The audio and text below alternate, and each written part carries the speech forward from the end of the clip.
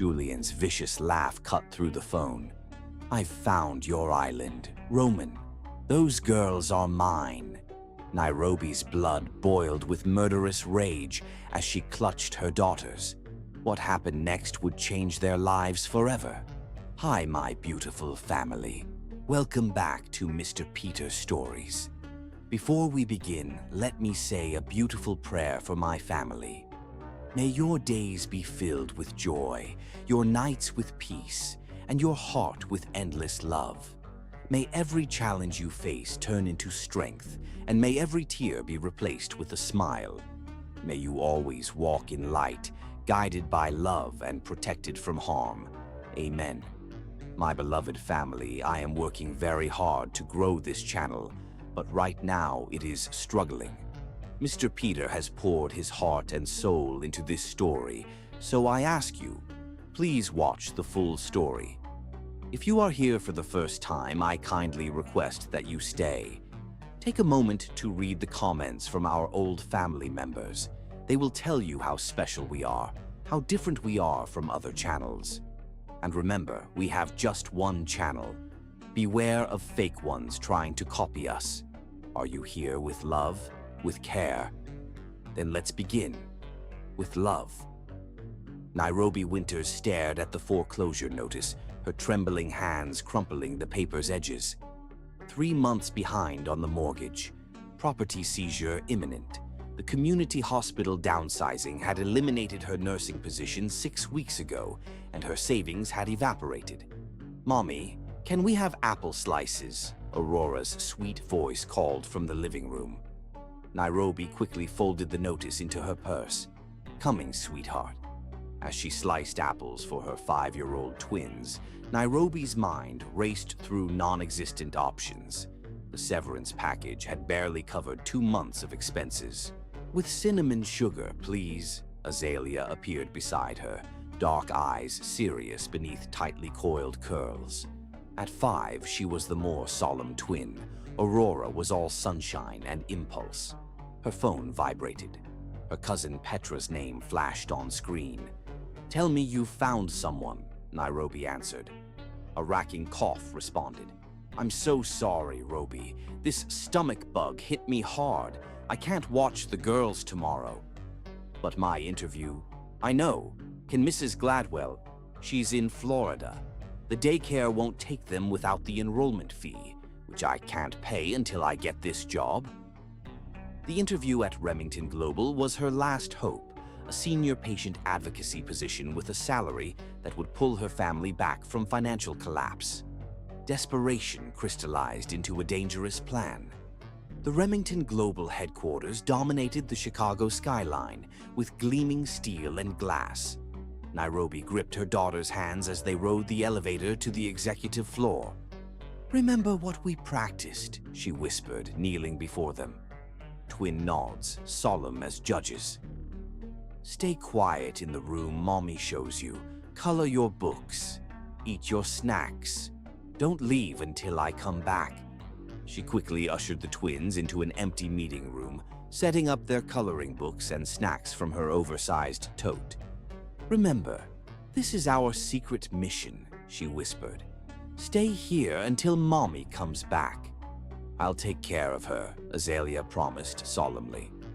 The interview proceeded smoothly at first. Nairobi answered questions about her experience and management philosophy. 15 minutes in, she began to relax.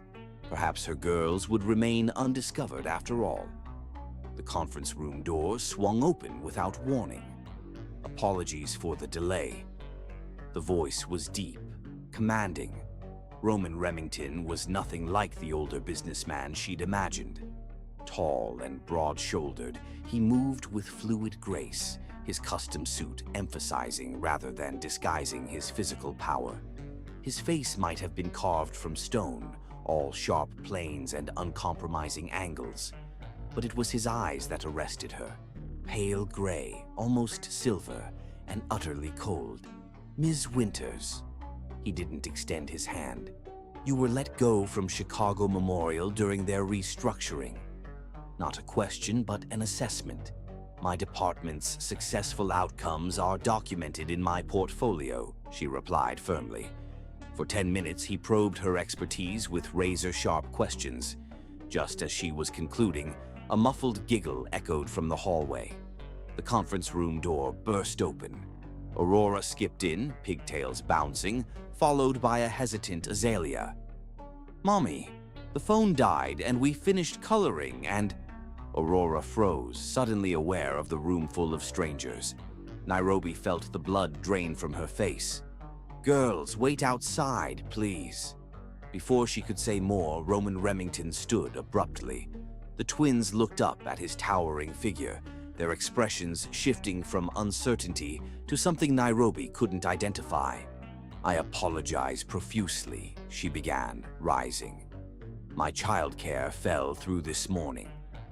Whatever explanation she might have offered died as both girls walked directly to Roman and wrapped their arms around his legs in perfect unison. The room fell into stunned silence. Roman stood frozen, his expression transforming from shock to something raw and wounded. He stared down at the twin heads, his face pale. "I'm so sorry." Nairobi moved to extract her daughters. "Girls, come here immediately." When Roman finally moved, it wasn't to step away. With surprising gentleness, he knelt, bringing himself to their eye level. "Hello," he said, his voice transformed. "What are your names?" "I'm Aurora. This is Azalea. We're 5. Roman's gaze moved between them. "Aurora and Azalea," he repeated, the names sounding like a prayer. Then his eyes fixed on something behind Aurora's ear. Without asking permission, he gently turned her head, brushing aside a curl to reveal a crescent-shaped birthmark. The color drained completely from his face. "Everyone out," he commanded, "except Ms. Winters and her daughters." When they were alone, Roman rose to his full height, his silver eyes turbulent with emotions Nairobi couldn't decipher. "You're hired," he said abruptly. What?" "Senior Director of Patient Advocacy, starting immediately. Your office will be on this floor, adjoining mine. Salary 20% above what was advertised. Full benefits from day one. Flexible hours for your daughters." Nairobi stared at him. "Mr. Remington, I appreciate the offer, but I don't understand what just happened." His gaze pierced through pretense. "You brought your children to a job interview because you were desperate. I'm offering a solution that benefits us both. Your daughters will have a dedicated space adjoining your office until you secure childcare." The offer was beyond generous. It was miraculous. Yet instinct warned Nairobi that something wasn't right. "Why?" she asked simply. Roman's expression closed like a vault. "Your qualifications are exceptional." He handed her a business card. "My private number. Dorothy will handle your onboarding paperwork." Before she could press further, he walked to the door, pausing with his hand on the handle. "Ms. Winters." "Yes. Their father. Is he involved in their lives?" "They're adopted," she answered truthfully. "I'm their only parent." Something flickered across his face. "I see. Welcome to Remington Global." What she couldn't know was that Roman was already instructing his security chief, Ezra Blackwood, to launch a comprehensive investigation into Nairobi Winters and the mysterious twins who bore the distinctive Remington family birthmark, the same mark his missing sister had carried, the sister who had disappeared 5 years ago while pregnant with twins. Chapter 2. Unexpected Recognition. Monday morning arrived with startling swiftness. Nairobi stood before the full-length mirror in her bedroom, smoothing invisible wrinkles from her navy sheath dress. The weekend had passed in a blur of paperwork, couriered to her home, calls with HR, and a dizzy sort of disbelief. "You look pretty, Mommy," Aurora said from the doorway, already dressed in the new outfit Nairobi had splurged on after depositing the signing bonus that had appeared in her account Friday evening. "Thank you, sunshine." Nairobi adjusted her grandmother's locket, the gold warm against her skin. Is your sister ready? Azalea's making her bed. Aurora twirled, her yellow dress fluttering. Are we really coming to work with you? Just until we find the right daycare.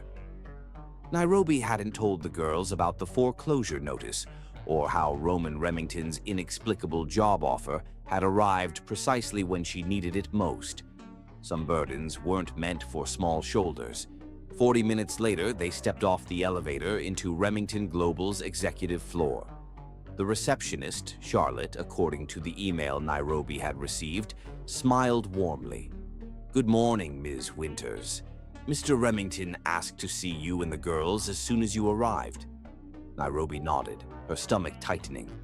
Over the weekend, she'd convinced herself she'd imagined the intensity of his reaction to her daughters. Now uncertainty returned, sharp as a blade. Charlotte led them to an imposing set of double doors at the end of the corridor. She knocked once, then opened them without waiting for a response. Ms. Winters and her daughters, sir. Roman Remington stood at the window wall, a solitary figure silhouetted against the Chicago skyline. He turned, and Nairobi was struck again by the raw power he emanated.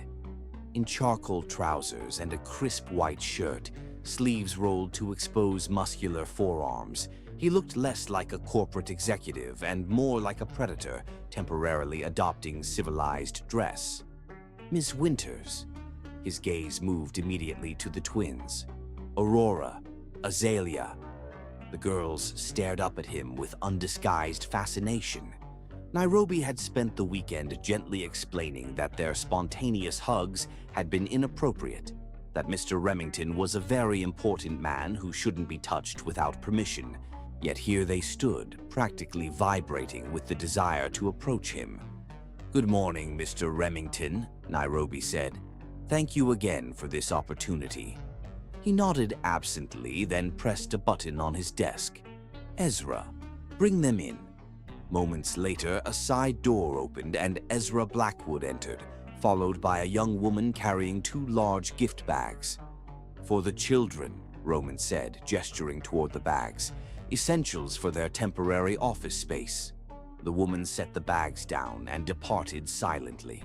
Ezra remained, his stance casual, but his eyes watchful. Girls, what do we say? Nairobi prompted. Thank you, Mr. Remington, they chorused, eyes wide with excitement. Aurora, never one for patience, immediately peered into her bag. Look, Azalea. Books and crayons and... She pulled out a plush unicorn with a silver horn. She's beautiful. Azalea reached into her own bag, extracting an identical unicorn in a different color. Her serious face bloomed into rare delight. Thank you, she said again, this time with genuine emotion. Something in Roman's expression shifted, a crack in the glacial facade. You're welcome. There are tablets with educational games and art supplies as well. Nairobi blinked, unsure how to respond to this unexpected generosity. Mr. Remington, this is very kind, but... Roman. His silver eyes finally met hers fully. If we're to work closely together, formality seems excessive. The statement hung in the air, laden with implications Nairobi couldn't interpret. Before she could respond, he continued. Ezra will show you to your office. The connecting room for the girls has been furnished appropriately. Your first meeting is at 11 with the advocacy team. He returned his attention to some papers on his desk, a clear dismissal. Ezra gestured toward the door. This way, Ms. Winters. As they turned to leave, Aurora broke away, running back to Roman. Before Nairobi could stop her, the little girl had placed her small hand on his. Do you like unicorns too? She asked earnestly. Roman froze, staring at the tiny brown fingers resting on his much larger hand. Yes. The word emerged rough, almost painful. My sister did. Aurora beamed. Then we can be friends. Something flickered across Roman's face. Vulnerability so acute, it was almost shocking on features usually carved from stone. but it vanished instantly, replaced by his customary impassivity. Perhaps, he gently withdrew his hand. Now, go with your mother. Ezra led them down a corridor to a spacious corner office with floor-to-ceiling windows. An adjoining room, visible through French doors, had been transformed into a child-friendly space with small furniture, books, art supplies, and educational toys. The tablets are programmed with age-appropriate content, Ezra explained, his deep voice surprisingly gentle as he addressed the twins. Would you like me to show you how they work? While the girls explored their new domain with Ezra, Nairobi examined her office, elegant, functional, and clearly expensive. A state-of-the-art computer, ergonomic chair, and tasteful artwork greeted her. On the desk sat a single file folder. She opened it to find profiles of her new team members, company protocols, and a handwritten note. Your predecessor left abruptly. The team needs direction. I trust your judgment. R. When Ezra rejoined her, the twins happily engaged with their tablets. Nairobi asked the question that had been burning in her mind. Why am I really here, Mr. Blackwood? Ezra studied her, his expression giving nothing away. Because you're qualified. We both know there's more to it.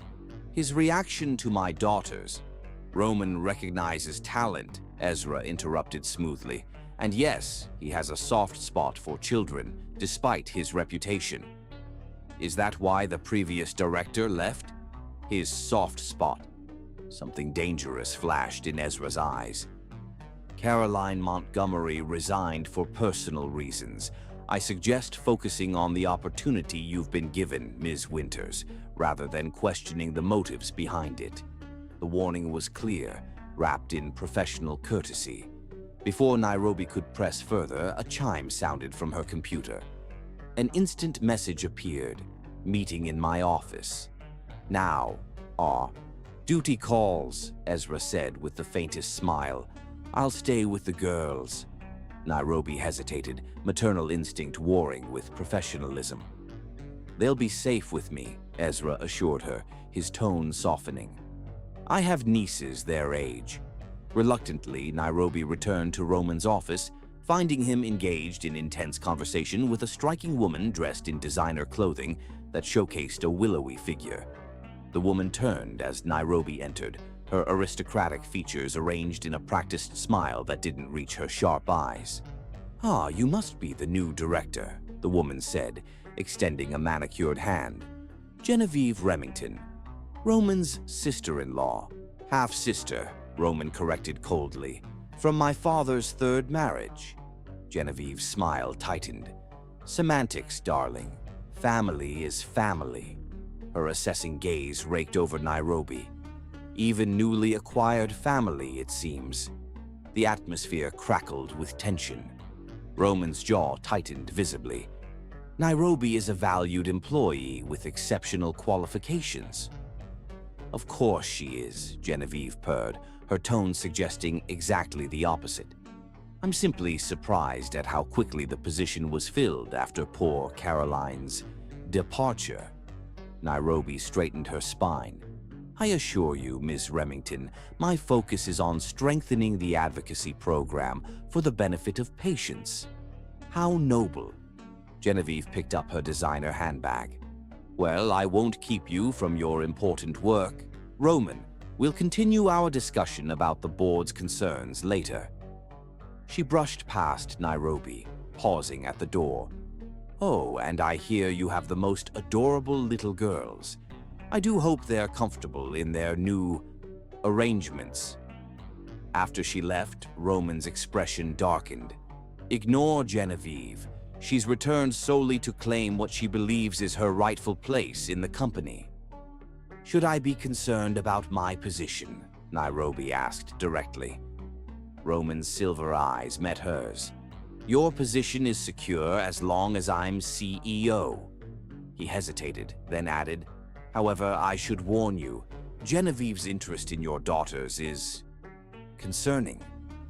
Maternal alarm flared. Why would she care about my children? Because they caught my attention, Roman answered, his voice dropping to something dangerously soft. And anything that matters to me becomes a target for Genevieve. The warning hung between them as Nairobi realized just how complicated her miracle job offer truly was, and how the embrace of her daughters had entangled them in a web of family secrets she had yet to understand. Chapter 3. Dangerous Curiosity. 2 weeks into her position, Nairobi had reorganized the advocacy team and earned her staff's respect. The twins thrived in their temporary arrangement, dividing time between their special room and the executive daycare 1 floor below. What hadn't become easier was understanding Roman Remington. He remained an enigma, coldly professional in meetings, yet unexpectedly attentive to her daughters. Twice she'd found him kneeling at their level, engaged in serious conversation about unicorns, only to straighten upon noticing her. "You've made quite an impression," remarked Letitia, a senior advocate, during a rare coffee break. The team was floundering after Caroline left. Left or was pushed? Nairobi asked carefully. Letitia glanced around before leaning closer. Officially, she resigned to care for her ailing mother. Unofficially, she asked too many questions about Serena Remington. Who's Serena? Roman's younger sister. Disappeared 5 years ago. Caroline was compiling patient histories and stumbled across sealed records. Next day, she was gone. Before Nairobi could probe further, her phone chimed with a message from Ezra. "Your daughters asked to see the rooftop garden. Meeting you there in 5. The rooftop garden was Roman's private sanctuary. That her daughters had been invited was significant. She found them with Ezra among flowering trees and fountains. Aurora skipped along a stone path, while Azalea examined plants with studious concentration.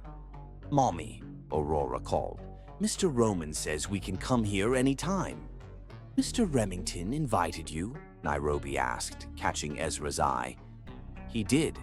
Ezra's normally guarded expression softened. "The girls remind him of someone." "Serena?" Nairobi ventured. Ezra's eyes narrowed. "Office gossip travels fast." "Just trying to understand why my daughters are receiving special attention." "Perhaps you should ask him yourself." Ezra nodded toward Roman, who stood watching them. Nairobi approached him, determination overriding intimidation. "Thank you for allowing the girls access to your garden. They should have beautiful things," he said simply, his gaze following Aurora. "Your daughter's birthmark, is it congenital?" The question caught her off guard. "Yes, both girls have it, though Aurora's is more pronounced." "Both?" Something flashed in Roman's eyes. "Where is Azalea's?" "At her hairline behind her left ear. Why does it matter?" Instead of answering, Roman asked, "What do you know about their biological parents?" "Nothing. I adopted them as newborns." "From Chicago Memorial?" His intensity was unsettling. "Yes. I was working night shift when their mother was brought in. Car accident, already in labor. She didn't survive the delivery." "And the father?" "Unknown. No family came forward." Before he could answer, the rooftop door burst open. Genevieve strode toward them, designer heels clicking against stone. "How domestic," she remarked, gaze sweeping over the twins. "The garden's quite lovely today, isn't it?" "Almost like a family outing." Roman's expression hardened. "What do you want, Genevieve?" "The board meeting's starting." She smiled thinly. "I wouldn't miss your quarterly report, especially with those disappointing projections."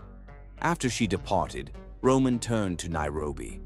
7 o'clock, my penthouse. Bring the girls." He handed her a card with an address. "Ezra will escort you." "I can't just—" "Please," he added, the word clearly unfamiliar. "It's important." Roman's penthouse occupied the top floors of an exclusive lakefront building. Floor-to-ceiling windows framed spectacular views, But Nairobi barely noticed, distracted by the stark emptiness. Minimalist furnishings, no personal photographs, nothing to suggest a home. Roman emerged from his study, casually dressed in jeans and a gray Henley that softened his imposing presence. "Thank you for coming." He knelt before the twins.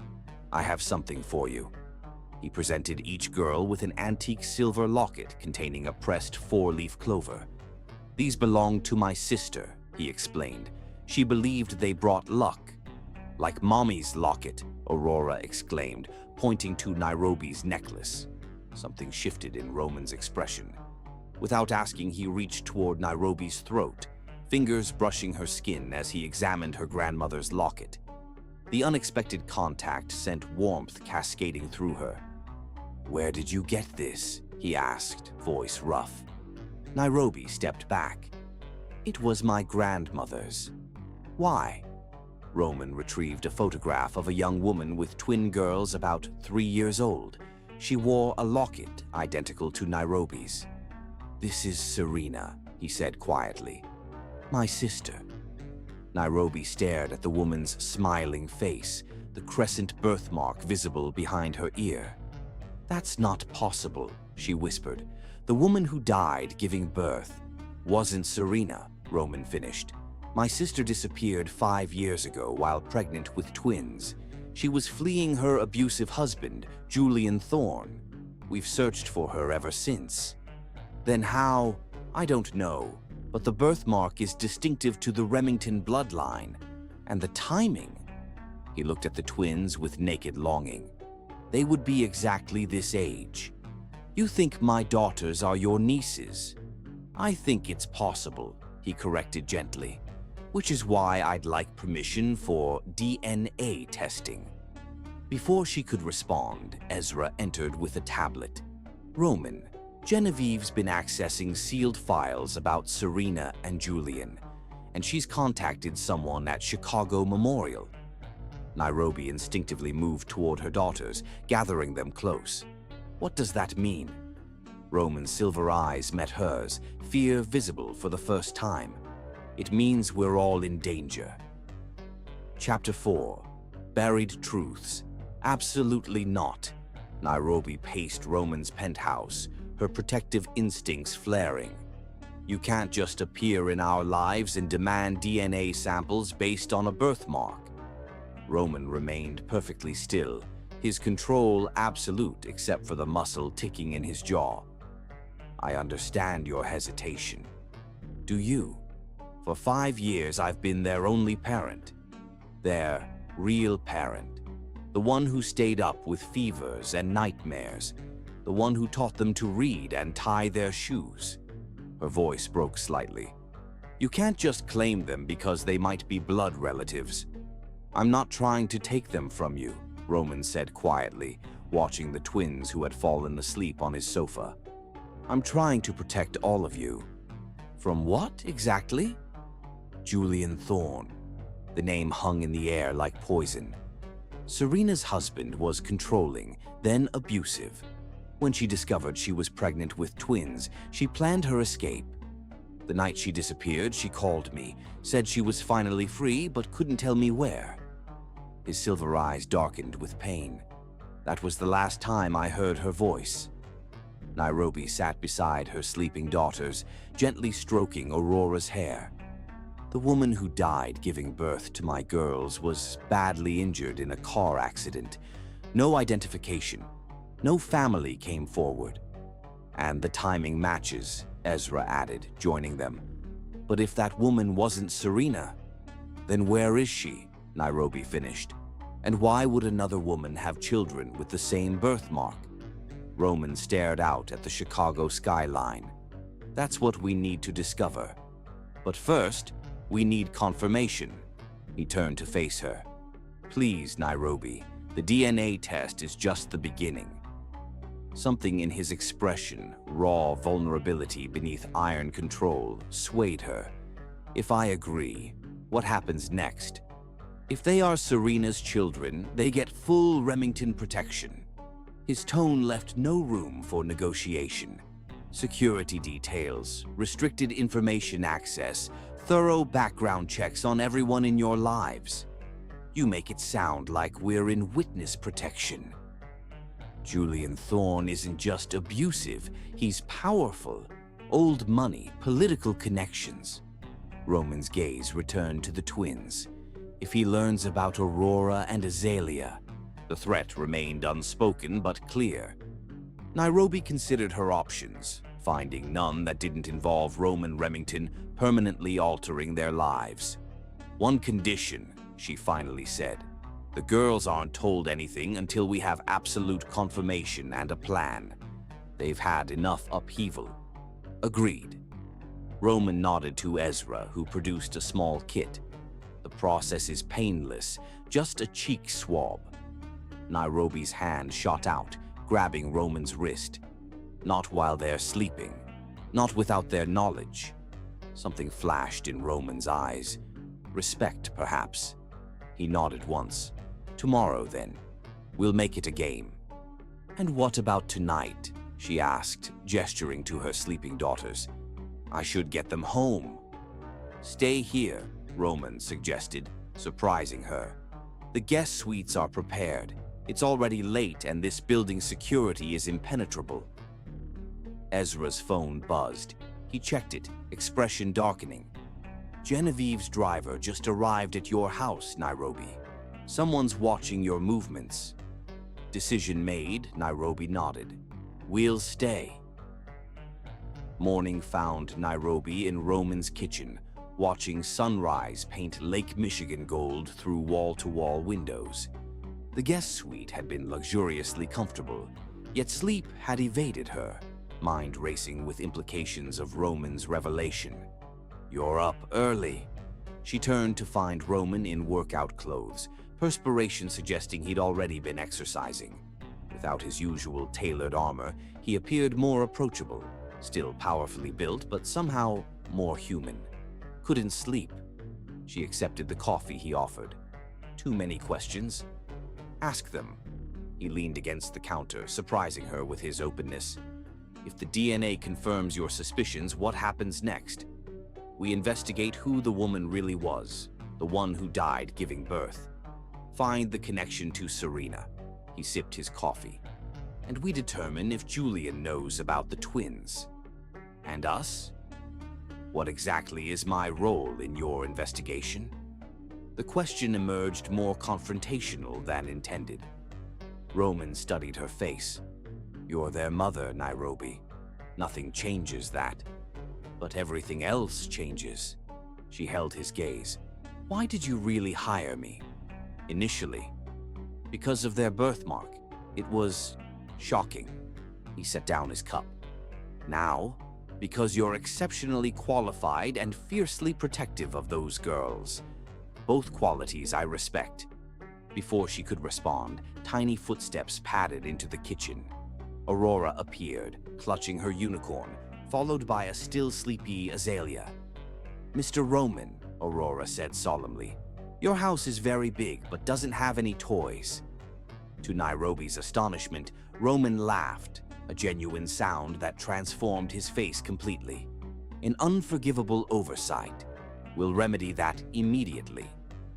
Later, after pancakes shaped like unicorns, courtesy of Roman's personal chef, and what Roman called the detective game, securing DNA samples without alarming the twins, they prepared to leave.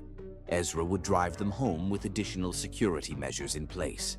As Nairobi gathered their overnight bags, she noticed Roman kneeling before the twins in the foyer, speaking too quietly for her to hear. Both girls nodded seriously before offering solemn high fives that Roman returned with equal gravity. What was that about? She asked when they were alone. A secret handshake. All proper uncles have one with their nieces. His eyes met hers, unexpected vulnerability evident. Just in case. The simple statement lodged in her chest like an arrow. Roman, even if they are Serena's daughters. I know, he interrupted gently. You're their mother in every way that matters. I'm not trying to replace your role, Nairobi. I just want to be part of their lives, to protect what Serena loved. Something dangerous fluttered in Nairobi's heart, an unwelcome attraction to this complicated man with his fierce protectiveness and hidden wounds. The results will take 3 days, Roman continued, unaware of her inner turmoil. Until then, Ezra or another security team member will be with you at all times. Is that really necessary? Genevieve's sudden interest in your home address suggests it is. His expression hardened. Trust me on this, if nothing else. Nairobi spent Sunday settling back into their home, now subtly altered by enhanced security systems and the discreet presence of a guard stationed outside. The twins, mercifully, treated it all as an adventure. Monday morning brought normalcy, work meetings, budget reviews, and the twins happily installed in their special room. By late afternoon, Nairobi allowed herself to relax slightly, wondering if Roman's concerns were overblown. Until Ezra appeared at her office door, expression grim. Genevieve's accessed your adoption records. How is that possible? They're sealed. Money opens many doors. He handed her a tablet. There's more. We found this photograph in Julian Thorne's private gallery. The screen showed a much younger Julian with a woman beside him. Both wore medical coats. That's Dr. Helena Chambers, Nairobi gasped, recognizing the attending physician who had delivered the twins and processed the emergency adoption. She handled the paperwork when the twins' mother died. She's also Julian's cousin, Ezra said quietly, which means whatever happened 5 years ago wasn't coincidence. Does Roman know? Not yet. He's in back-to-back meetings until... A commotion outside interrupted him. Aurora burst into the office, eyes wide with excitement. "Mommy, the pretty lady is taking us for ice cream." Nairobi's blood turned to ice. What pretty lady? Miss Genevieve. Azalea appeared in the doorway, already wearing her coat. She has a driver waiting. Ezra moved with shocking speed, blocking the door as his hand went to his concealed weapon. Where is she? Right here. Genevieve's voice carried from the hallway. No need for dramatics, Mr. Blackwood. I simply offered the children a treat while their mother finishes work. She stepped into view, elegant in designer clothes, her smile not reaching her eyes. Isn't that what family does? We're not family, Nairobi stated firmly, pulling her daughters close. No? The DNA results Roman ordered might suggest otherwise. Genevieve examined her manicure casually. Those Remington genes are so distinctive, especially that charming crescent birthmark. Ezra's phone buzzed. He checked it, face darkening. Roman's on his way up. Now. Perfect timing. Genevieve's smile turned predatory. I've just received some fascinating information about their biological father. I'm sure he'll be thrilled to meet his daughters after all these years. Nairobi's heart stopped. What are you saying? Julian Thorne is very much alive, Genevieve purred, and extremely interested in reclaiming what belongs to him. Chapter 5. The storm breaks. Roman Remington's arrival transformed the tension-filled office into something far more dangerous. He appeared in the doorway, silver eyes assessing the scene in seconds. Ezra's protective stance, Nairobi's arms around her daughters, Genevieve's calculated smile. Out, he commanded his half-sister with deadly calm. But we've just been discussing family matters, Genevieve replied, unperturbed. Those precious little girls deserve to know their heritage, don't you think? Roman stepped closer, his voice dropping to a register that made even Ezra tense. If you contact them again without my express permission, your trust fund becomes a distant memory. Genevieve's smile faltered. You wouldn't dare. Try me. Something passed between the half-siblings, an unspoken history of power struggles and betrayal. Genevieve recovered quickly, adjusting her designer handbag. Very well. But Julian won't be deterred so easily. She brushed past Roman, pausing at the door. He always collects what belongs to him. Always. After she left, Roman knelt before the confused twins. Why don't you girls draw some pictures in your special room while I talk with your mother? Ezra will stay with you. Once the children were safely out of earshot, Roman turned to Nairobi, his composure slipping. We need to move you and the girls immediately. To where? Nairobi demanded. And for how long? I can't just uproot them because of Genevieve's threats. This isn't about Genevieve, it's about Julian. Roman ran a hand through his usually perfect hair. If he knows about the twins, how could he? The DNA results aren't even back yet. We've confirmed Dr. Helena Chambers is his cousin. She falsified records 5 years ago, either about the woman who died or about the babies themselves. His silver eyes held hers. We need those DNA results, but we can't wait 3 days. I've expedited the process.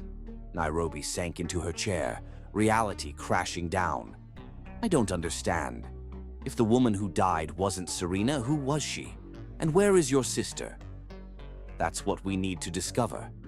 Roman hesitated. There's something else. Julian Thorne arrived in Chicago this morning. The pronouncement hung in the air like a death sentence. Nairobi thought of Azalea's serious eyes, Aurora's infectious laugh, imagined them in the custody of the man Genevieve had described.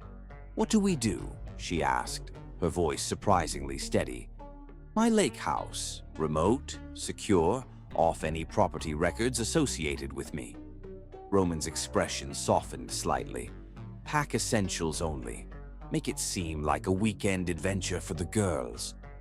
And work? My team. We'll be told you're working remotely on a special project. He checked his watch. Ezra will drive you home to pack, then straight to the lake. I'll join you tonight after handling some matters here. What matters? Roman's expression closed. Nothing for you to worry about. They're my daughters, Roman. Everything about this situation concerns me. Something flickered in his eyes. Respect mingled with an emotion she couldn't identify. I'm having Julian followed, and I'm meeting with my investigators about Serena. 5 years without a trace isn't possible without assistance. You think someone helped her disappear? Or made her disappear? The words emerged clipped, painful. Either way, I'll have answers before I join you tonight. The lake house defied Nairobi's expectations. Instead of Roman's sleek minimalism, the sprawling cedar structure exuded warmth. Oversized furniture, colorful textiles, wide windows framing pristine water and dense forest. It felt lived in, loved. This was Serena's favorite place, Ezra explained, helping them settle in. Roman kept it exactly as she left it. The twins explored with delight, discovering a room filled with books and toys that Ezra explained had belonged to Serena as a child.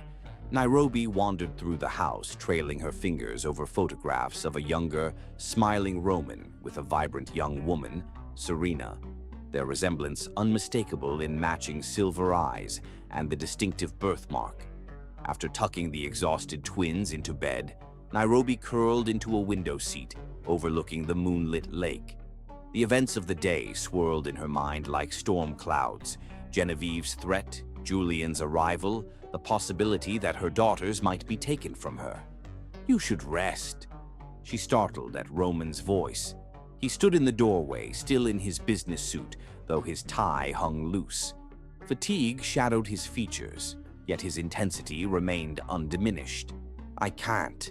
Too many questions. She hugged her knees to her chest. Did you learn anything? Roman poured 2 glasses of amber liquid from a crystal decanter, handing one to her before taking the opposite end of the window seat. Julian met with Genevieve 2 days ago. They visited Chicago Memorial afterward, looking for records of the twins' birth. Most likely. He loosened his tie further. But they won't find anything useful. I've had those files secured. And Serena? Any leads? A shadow crossed his face. Nothing concrete. 5 years without a single trace. His voice trailed off, grief momentarily visible before he mastered it. Nairobi sipped the whiskey, its warmth spreading through her chest. Tell me about her. Roman gazed out at the dark water, moonlight silvering his profile. She was brilliant, impulsive, loved fiercely, and trusted too easily. A ghost of a smile touched his lips.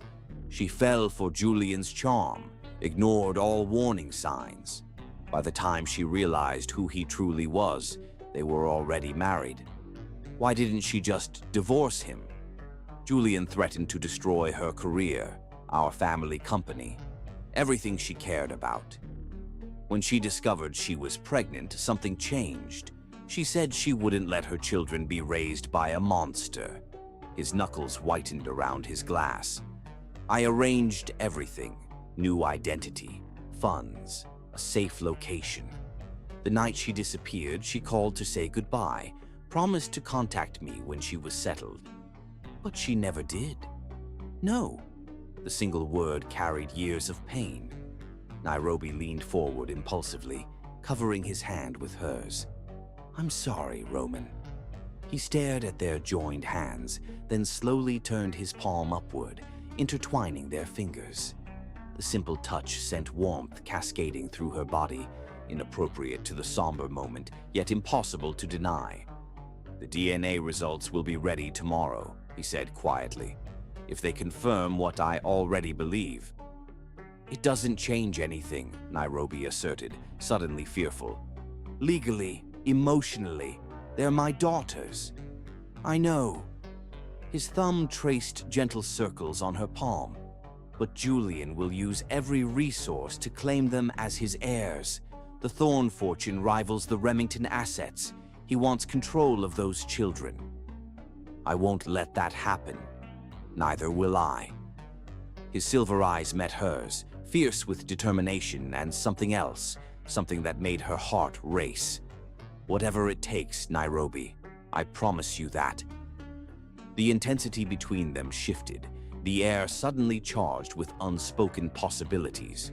Roman was still holding her hand, his touch no longer comforting but electric. She should pull away, maintain boundaries, yet found herself leaning closer instead. Roman's phone shattered the moment, vibrating against the wooden table. He checked it, expression darkening instantly. What is it? Nairobi asked, oddly breathless. Julian's people broke into your house an hour ago. He stood abruptly. They've discovered the security detail was a decoy. So they know we're not there. Yes, but not where we are. Roman pocketed his phone. Get some sleep. Tomorrow will be challenging enough. As he turned to leave, Nairobi called after him. Roman? We're not giving them up. Not to Julian, not to anyone. He paused, looking back at her with an expression that made her breath catch. Of course not. They're ours. The pronoun lingered in the air long after he departed, its implications both terrifying and strangely comforting as Nairobi wrapped her arms around herself, wondering how her orderly life had transformed so completely in less than a month. And why, despite the danger, she felt more alive than she had in years. Chapter 6. Dangerous Revelations. Dawn painted the lake in watercolor hues as Nairobi prepared breakfast, finding strange comfort in the mundane task. The twins slept peacefully upstairs, blissfully unaware of the storm gathering around them. You're up early. Roman appeared in the doorway, dressed casually in jeans and a Henley that made him appear more approachable, a dangerous illusion. Couldn't sleep. She poured coffee into a mug, sliding it toward him. Any updates? Julian's men are still searching.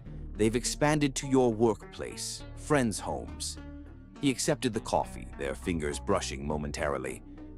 Ezra's team is monitoring their movements. And the DNA results. Later today. Roman hesitated.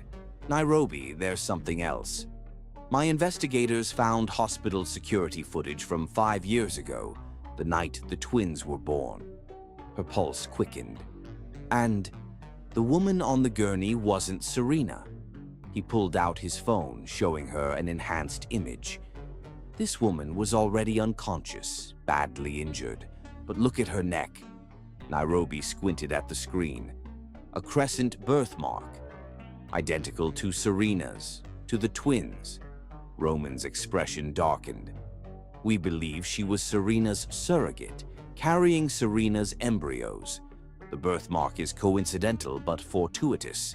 It helped disguise the fact that they weren't her biological children, giving Serena another layer of protection from Julian. So where was Serena that night? That's what we need to discover. He put his phone away. The surrogate's name was Catherine Ellis, according to records we uncovered. Distant cousin to Helena Chambers, the doctor who delivered the twins and processed my adoption. Exactly, this was meticulously planned, creating false identities, arranging the surrogate, ensuring the adoption would succeed. Roman ran a hand through his hair, but something went wrong. The car accident wasn't supposed to happen. The implications struck her like physical pain. You think someone tried to kill them, the surrogate and the twins? Before Roman could answer, tiny footsteps pattered down the stairs. Aurora appeared in unicorn pajamas, rubbing sleepy eyes. "Mommy?" "I'm hungry," Nairobi forced brightness into her voice. "Pancakes are coming right up, sunshine. Where's your sister?" "Still sleeping." Aurora climbed onto a stool, regarding Roman with innocent curiosity. "Mr. Roman, do you live here all the time?" "No, little one, just sometimes." His voice softened when addressing her, a transformation Nairobi still found startling. "This was my sister's favorite place." "The lady in the pictures?" Aurora twirled a curl around her finger. "She looks like Azalea when she smiles." Roman stilled. "Yes, she does. Is she coming to visit us here?" Pain flashed across Roman's features before he controlled it. "No, sweetheart. She's away." Aurora accepted this with a child's casual shrug, attention shifting to the pancake batter Nairobi was mixing. The moment passed, but Nairobi had witnessed Roman's raw grief, another crack in his carefully constructed armor. The day passed with deceptive normalcy.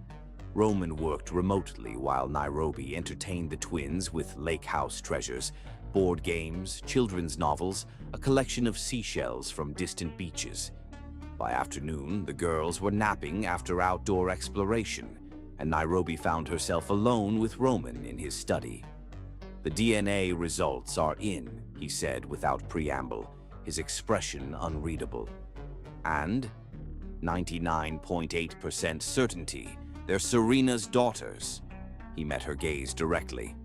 "My nieces." Though expected, the confirmation hit Nairobi with physical force. She sank into a leather chair, absorbing the implications. "And Julian? Can we prove he's their father?"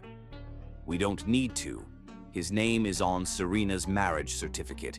Legally, any children of hers are presumed to be his within the marriage. So he could claim custody." "He could try." Roman's voice hardened. "I won't let that happen."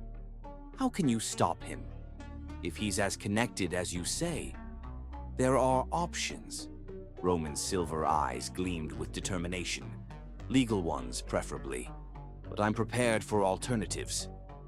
The intensity of his declaration both comforted and alarmed her. "Roman, what exactly are you planning?" Before he could answer, his phone rang. He checked the caller ID, expression tightening. "Ezra," he answered, listening intently. "When? Are you certain?" "Keep monitoring. Double the perimeter security. No one approaches without verification." He ended the call, tension radiating from his powerful frame. "What's happened?" Nairobi demanded. "Julian's people traced Ezra's vehicle purchases. They're searching properties within a 3-hour radius of Chicago." Roman moved to the window, scanning the tree line. We're still safe, but we need contingency plans. What kind of plans? Roman turned to face her. Leaving the country, if necessary. You can't be serious. Nairobi stood. I can't just disappear with my daughters. We have lives, Roman. My work, their education. Their safety comes first, he interrupted. Julian is dangerous, Nairobi. If he gets custody, even temporarily. He won't. She crossed the room to stand before him, unexpected courage surging through her. We'll fight this legally. Serena chose me to raise them. Serena is gone, Roman said harshly, and the surrogate is dead. There's no one to testify about her wishes. There's me. Nairobi met his gaze unflinchingly. I've been their mother for 5 years. No judge would... You don't know, Julian. Roman's hands gripped her shoulders, his touch both gentle and urgent. He's ruthless, connected. Family court judges, social workers. He can influence them all. So can you, she countered. You're just as powerful, just as wealthy. Something shifted in Roman's expression, surprise perhaps at her perception of him. His hands remained on her shoulders, the warmth of his touch seeping through her thin sweater. You're right, he conceded quietly. But this isn't just about legal maneuvers. It's about protecting them from a man who destroyed everything good in Serena's life. The raw pain in his voice disarmed her anger. Without thinking, Nairobi placed her palm against his cheek. We'll protect them together. Roman went utterly still beneath her touch, his silver eyes darkening. Time suspended as something electric passed between them. Fear, desperation, and something far more dangerous. When he spoke, his voice had roughened. Nairobi! A crash from upstairs shattered the moment. Azalea's scream pierced the air, followed by Aurora's frightened cry. They moved simultaneously, Roman drawing a concealed weapon as they raced upstairs. The girl's bedroom door stood open, broken glass on the floor beneath a shattered window. Azalea huddled in the corner, pointing wordlessly toward the bathroom where Aurora's sobs echoed. Roman gestured for Nairobi to stay with Azalea while he checked the bathroom, gun raised. He returned moments later, Aurora clinging to his neck, tear-streaked face buried against his shoulder. A man was looking through the window, Aurora hiccuped. With a camera. Roman's expression transformed to cold fury. He passed Aurora to Nairobi, already reaching for his phone. Security breach, east side, 2nd floor. Armed suspect with surveillance equipment. He listened briefly. Number, we're evacuating immediately. Evacuating where? Nairobi gathered both trembling girls against her. My island property, off the New England coast. Roman was already pulling luggage from a closet. Pack essentials only. We leave in 15 minutes. Island? Roman, we can't just... They found us, Nairobi. His silver eyes blazed with protective fury. Next time, it won't be just surveillance. Julian's already filed emergency custody papers claiming parental alienation. How do you know that? Because I would have done the same. He knelt before the twins, his voice gentling. We're going on a special adventure, somewhere safe. Can you be brave for us? Both girls nodded solemnly, their implicit trust in Roman striking Nairobi with unexpected force. When had this man become someone her daughters looked to for protection? When had she begun to do the same? As they packed hurriedly, helicopter blades thudded in the distance. Ezra arrived to coordinate their departure, expression grimmer than usual. Julian's filed injunctions preventing the twins from leaving the state, he reported quietly. Once we're airborne, we're technically in violation. Let my lawyers handle it, Roman replied, securing the house. Getting them to safety comes first. In the helicopter ascending above the pristine lake, Nairobi watched Roman with the sleeping twins.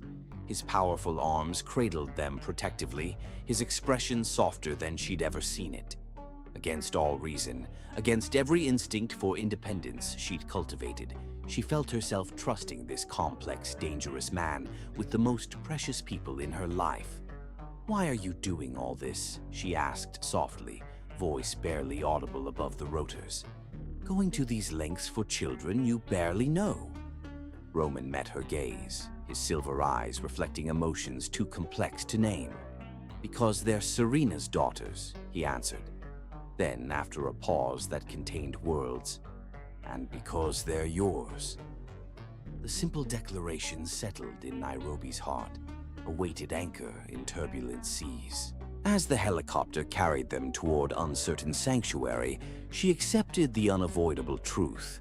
Her life had become irrevocably entangled with Roman Remingtons, for better or for worse. And against all logic, she found herself hoping for better. Chapter 7. Island Sanctuary. The island materialized from morning mist like something from a dream. 10 acres of rocky coastline and dense forest surrounding a sprawling Cape Cod-style house. Their helicopter touched down on a private landing pad as dawn painted the Atlantic in shades of pearl and rose. "Welcome to Haven," Roman said as he helped the sleepy twins from the aircraft. "This property exists under 7 layers of shell corporations. It doesn't appear in any Remington holdings." Nairobi stepped onto the helipad, salt air filling her lungs. "It's beautiful and impregnable," Ezra added, coordinating with the armed security team that emerged from the trees. Military-grade perimeter sensors, underwater sonar detection, satellite monitoring, and facial recognition drones. Even if Julian somehow discovered this location, breaching it would be nearly impossible. Inside, the house defied Nairobi's expectations. Unlike Roman's minimalist penthouse or the rustic lake house, Haven blended luxury with genuine warmth, wide plank floors, overstuffed furniture, walls of books and collected treasures. Serena's influence wasn't evident here. This was purely Roman's sanctuary. "The East Wing is prepared for you and the girls," Roman gestured toward a sunlit corridor. "Bedrooms, playroom, private deck. Mrs. Sullivan manages the house. She's preparing breakfast now." "How long do you expect us to stay here?" Nairobi asked quietly, watching the twins explore with wide-eyed fascination. "Until Julian's custody petition is dismissed." Roman's expression remained unreadable. "My legal team is working on it. And if they fail," his silver eyes met hers. "They won't." Later, after settling the twins with Mrs. Sullivan, a motherly woman who produced pancakes shaped like sea creatures and promised beach exploration later, Nairobi joined Roman in his study. Floor-to-ceiling windows overlooked the rugged coastline, waves crashing against dark rocks below. "Your contingency plan was remarkably thorough," she observed, accepting the coffee he offered. "Almost as if you'd been preparing for this possibility. I've been searching for Serena and her children for 5 years." Roman leaned against his desk. "When I found nothing, I created safe houses around the world, ready at a moment's notice. For children you weren't certain existed. For hope." The raw honesty in his voice stripped away her skepticism. "Serena was all the family I had left, the only person who saw me as more than the Remington heir. When she disappeared, I had to believe she was alive somewhere, that her children were safe. And now I know they've been with you." His gaze softened, growing into extraordinary little girls. The simple compliment warmed her more than it should have. "What happens when we return to Chicago? Julian won't simply give up." "No, he won't." Roman sipped his coffee. "Which is why I've proposed an arrangement to my legal team." "What kind of arrangement?" Nairobi asked warily. "A formal adoption, by both of us." The coffee cup nearly slipped from her fingers. "What?" "Julian's claim rests on being their biological father. If we jointly adopt them, we establish legal parentage that supersedes his biological connection. Roman's expression remained calm, as if suggesting nothing more significant than a business merger. It gives the girls double protection, the Remington name and resources, while maintaining your maternal rights. Through what exactly? A paper marriage? The words emerged sharper than intended. Number co-guardianship. We'd share legal custody while you maintain primary physical custody. He held her gaze steadily. It's the safest option for the girls. And for you? What do you get from this arrangement? Something flickered in Roman's silver eyes, hurt perhaps. The chance to know my nieces, to fulfill my promise to Serena. Guilt flooded Nairobi. Of course, his motives weren't selfish. Everything he'd done had been to protect the twins. I'm sorry, this is all just overwhelming, he finished her sentence. I know, and there's no rush to decide. We're safe here while the legal team works on Julian's petition. A knock interrupted them.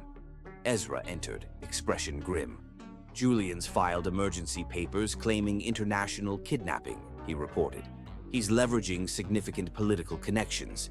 FBI has been notified. Roman's expression hardened to granite. They can't touch us here. We're outside U.S. jurisdiction. Technically, yes. Ezra placed a tablet on the desk. But there's more. He's gone public with the story, claiming his children were abducted by Nairobi with your assistance. The screen showed a news article with side-by-side photos, Julian looking devastated beside pictures of the twins clearly taken through the lake house window. Heartbroken father seeks return of daughters hidden by wealthy CEO, Nairobi read, nausea rising. This makes me look like a kidnapper. That's exactly his strategy. Roman's voice remained controlled, but fury radiated from him. Pressure through public opinion while working legal channels. What about Genevieve? Where is she in all this?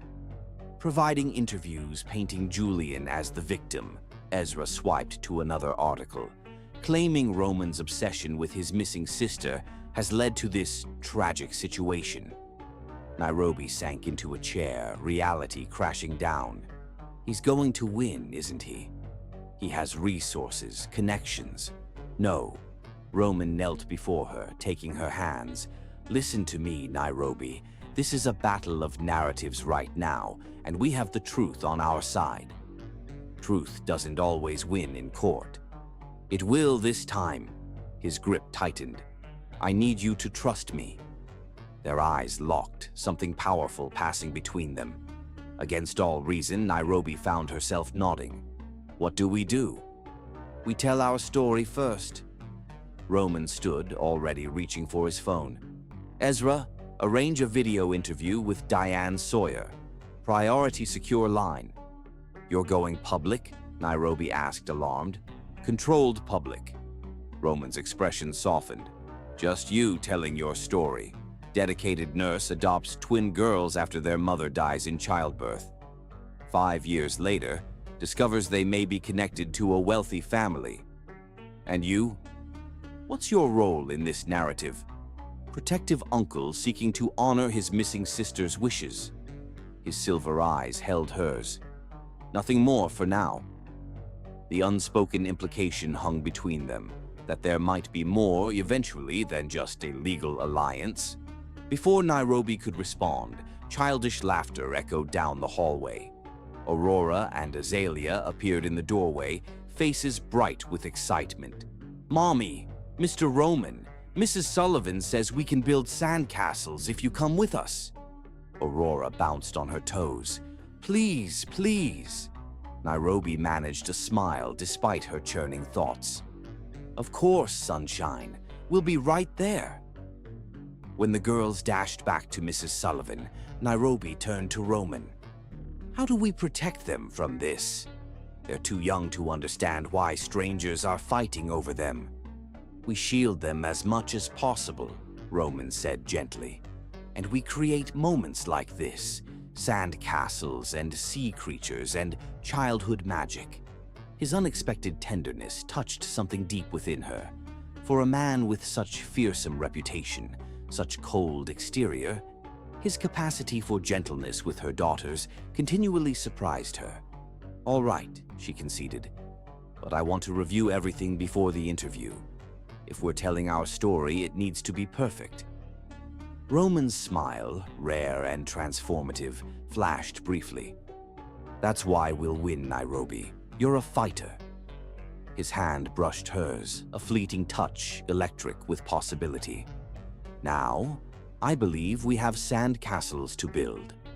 On the pristine beach, watching Roman help the twins construct an elaborate fortress complete with moat and seashell decorations, Nairobi felt something shift within her heart. This dangerous, powerful man had become their protector, their ally, perhaps something more.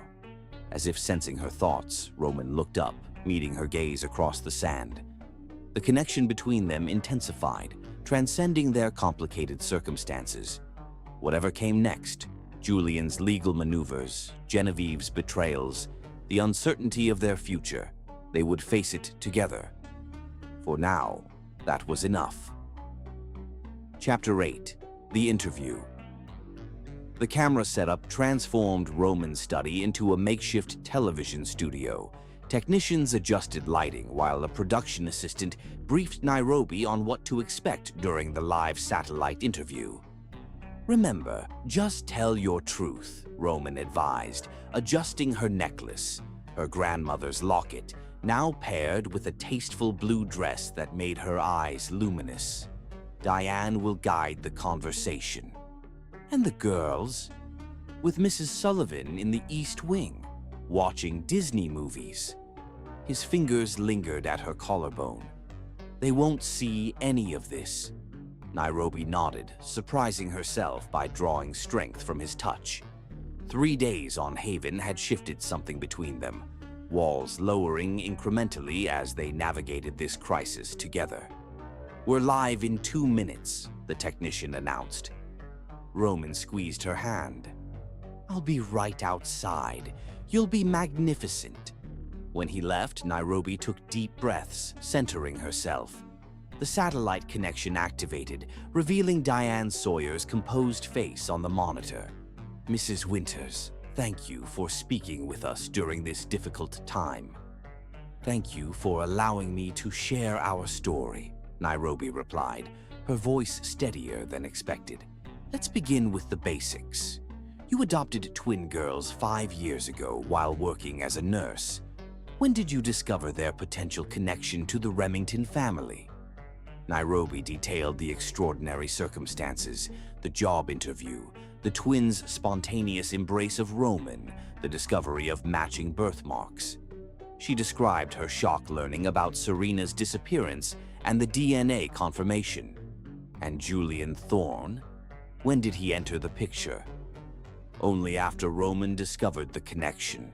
In 5 years, Mr. Thorne never sought the twins, never inquired about children his wife might have had. Nairobi leaned forward.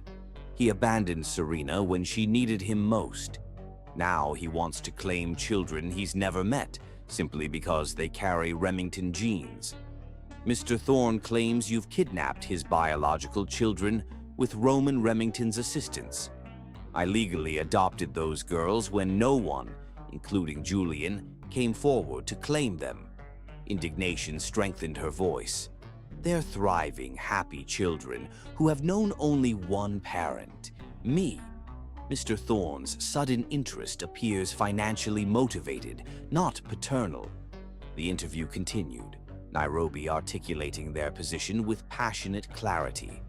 When asked about her relationship with Roman, she chose her words carefully. Roman Remington is a man honoring his sister's memory by protecting her daughters.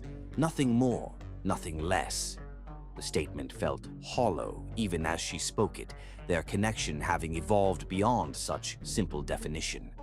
But public perception required clear narratives, not complicated emotions. Neither of them had fully acknowledged.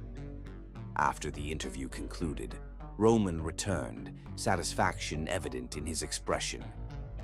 You presented our case brilliantly. The public is already responding. Will it be enough? Nairobi asked, removing her microphone. It's a strategic foundation. He showed her his phone display. The interview's trending on 3 continents. Julian's pristine public image is cracking. Our legal team is already receiving calls from women with similar experiences with him. The technicians departed, leaving them alone in the study. Outside, the setting sun painted the ocean copper and gold. What if it doesn't work? Nairobi voiced her deepest fear. What if Julian still wins? Roman moved closer, his silver eyes intent. He won't. I promise you that. You can't promise legal outcomes, Roman. I can promise I won't let him take them. His hands cupped her face with surprising gentleness. Whatever it takes, Nairobi. The fierce protectiveness in his voice, the tenderness of his touch, something broke within her. Exhaustion, fear, and unexpected attraction converged into a single overwhelming impulse. Nairobi closed the distance between them, her lips finding his. The kiss began as comfort-seeking but transformed instantly. Roman's initial shock melted into hungry response, his arms encircling her, drawing her against his powerful frame. Heat exploded between them, weeks of tension, attraction, and shared purpose crystallizing into physical connection. When they finally separated, both breathless, Roman rested his forehead against hers. Nairobi ... I don't know what this is, she whispered. I just know I can't fight it anymore. You don't have to. His thumb traced her cheekbone. But timing... A sharp knock interrupted them. They separated quickly as Ezra entered, expression neutral though his eyes missed nothing. Urgent development, he announced. Julian's lawyers have filed a motion to dismiss your adoption based on falsified documentation. What falsified documentation? Nairobi demanded. Dr. Chambers allegedly backdated paperwork, and there's more. Ezra hesitated. They claim to have located Serena. The room went deadly silent. What? Roman's voice emerged dangerously soft. According to their filing, Serena Thorne is alive and has signed an affidavit supporting Julian's custody claim. Roman's expression transformed to something terrifying, rage barely contained beneath glacial control. Impossible. She would never support him. The document appears legitimate, Ezra continued. Her signature matches records. Forged, Roman dismissed instantly. Where is she, according to them? Private medical facility in Switzerland. Julian claims she's been receiving treatment for traumatic amnesia following an accident 5 years ago. Nairobi sank into a chair. This can't be happening. If she's really alive. Roman's expression cycled through emotions too complex to name. We need to verify, Ezra said pragmatically. I've already dispatched investigators to the facility. Roman nodded, decision made. Book the jet. If Serena's truly there, I need to see her myself. And if it's a trap? Nairobi asked. Then Julian shows his hand. Roman's silver eyes hardened to steel. Either way, we get answers. I'm coming with you, Nairobi stated firmly. The twins. We'll stay here with Mrs. Sullivan and your security team. She rose, determination overriding fear. If Serena's really alive, if she's truly supporting Julian, I need to look her in the eyes and ask why she would condemn her daughters to life with a man she once fled. Roman studied her face, recognizing immovable resolve. Very well, we leave at dawn. After Ezra departed to make arrangements, an uncomfortable silence descended. Their interrupted kiss hung between them, a complication neither could afford with stakes so high. About earlier, Nairobi began. No apologies, Roman interrupted gently, but perhaps a pause, until this crisis is resolved. The pragmatic suggestion stung more than it should have. Of course, the priority is the twins. Roman stepped closer, tilting her chin up. The priority is their family. You, me, possibly Serena. Whatever happens in Switzerland changes everything. Or changes nothing, Nairobi countered. They're still my daughters, Roman, no matter who supports Julian's claim. Our daughters, he corrected softly. Whatever else develops between us, that reality remains.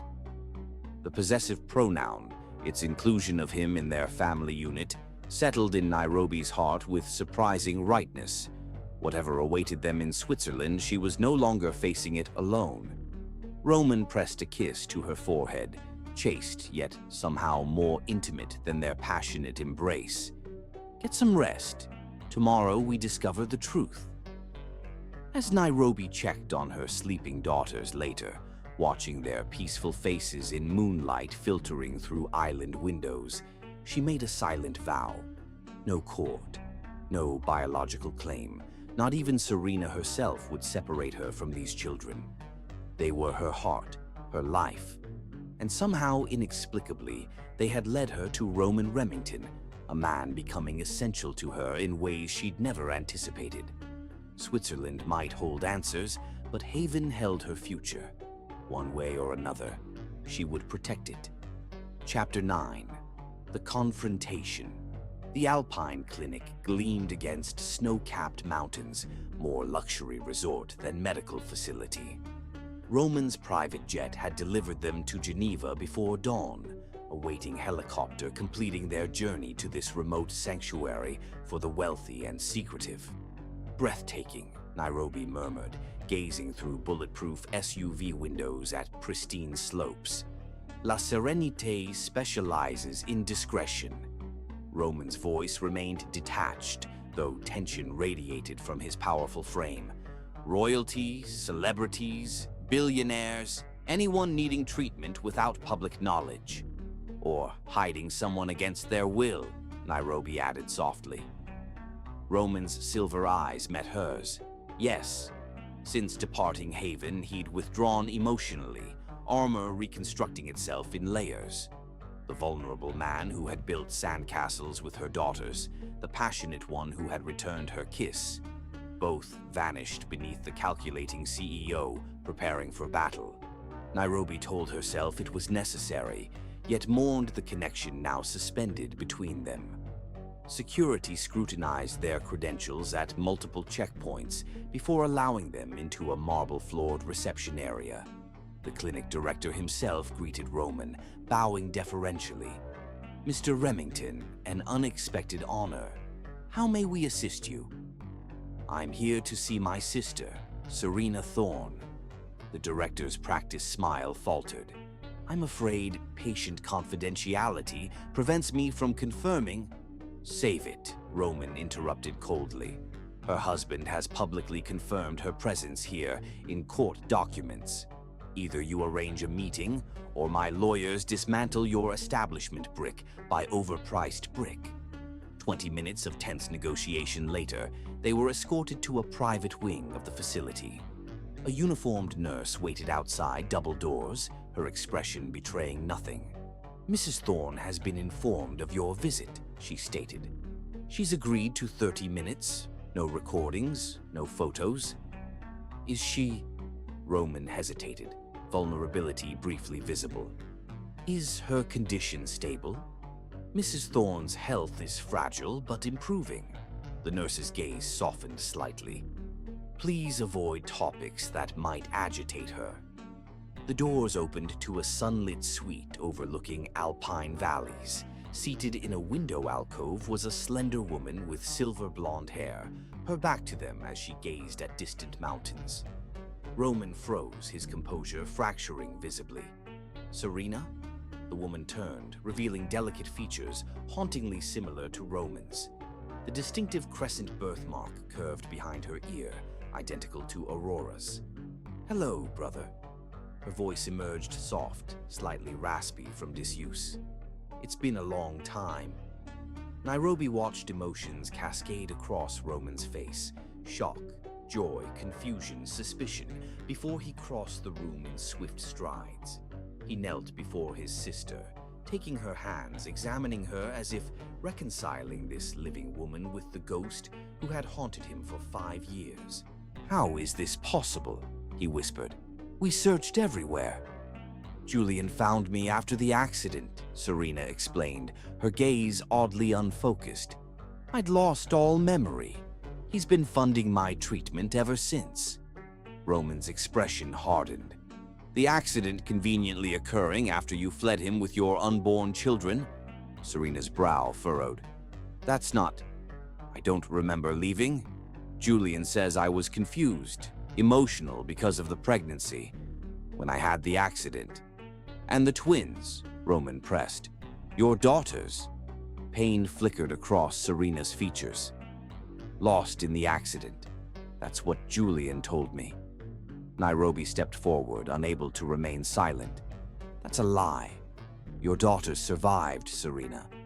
They're alive, healthy, beautiful 5-year-old girls." Serena's gaze shifted to Nairobi, confusion evident. "Who are you?" "The woman who adopted your daughters after their surrogate died in childbirth." Nairobi withdrew her phone, displaying a photo of the twins building sandcastles on Havens Beach. "Aurora and Azalea, your daughters." Serena stared at the image, trembling fingers touching the screen. "That's not possible," Julian said. "Julian has lied to you for 5 years," Roman stated flatly. "You planned your escape, arranged a surrogate, created new identities, all to protect your children from him." "No," Serena shook her head. "No, he's been caring for me, helping me recover, while keeping you isolated, controlled, medicated." Roman gestured to the luxurious prison surrounding them. "This isn't care, Serena. It's captivity." "You don't understand," Serena's voice strengthened slightly. "My condition is entirely treatable outside these walls," Nairobi interjected, professional assessment overriding politeness. "I've worked with trauma patients.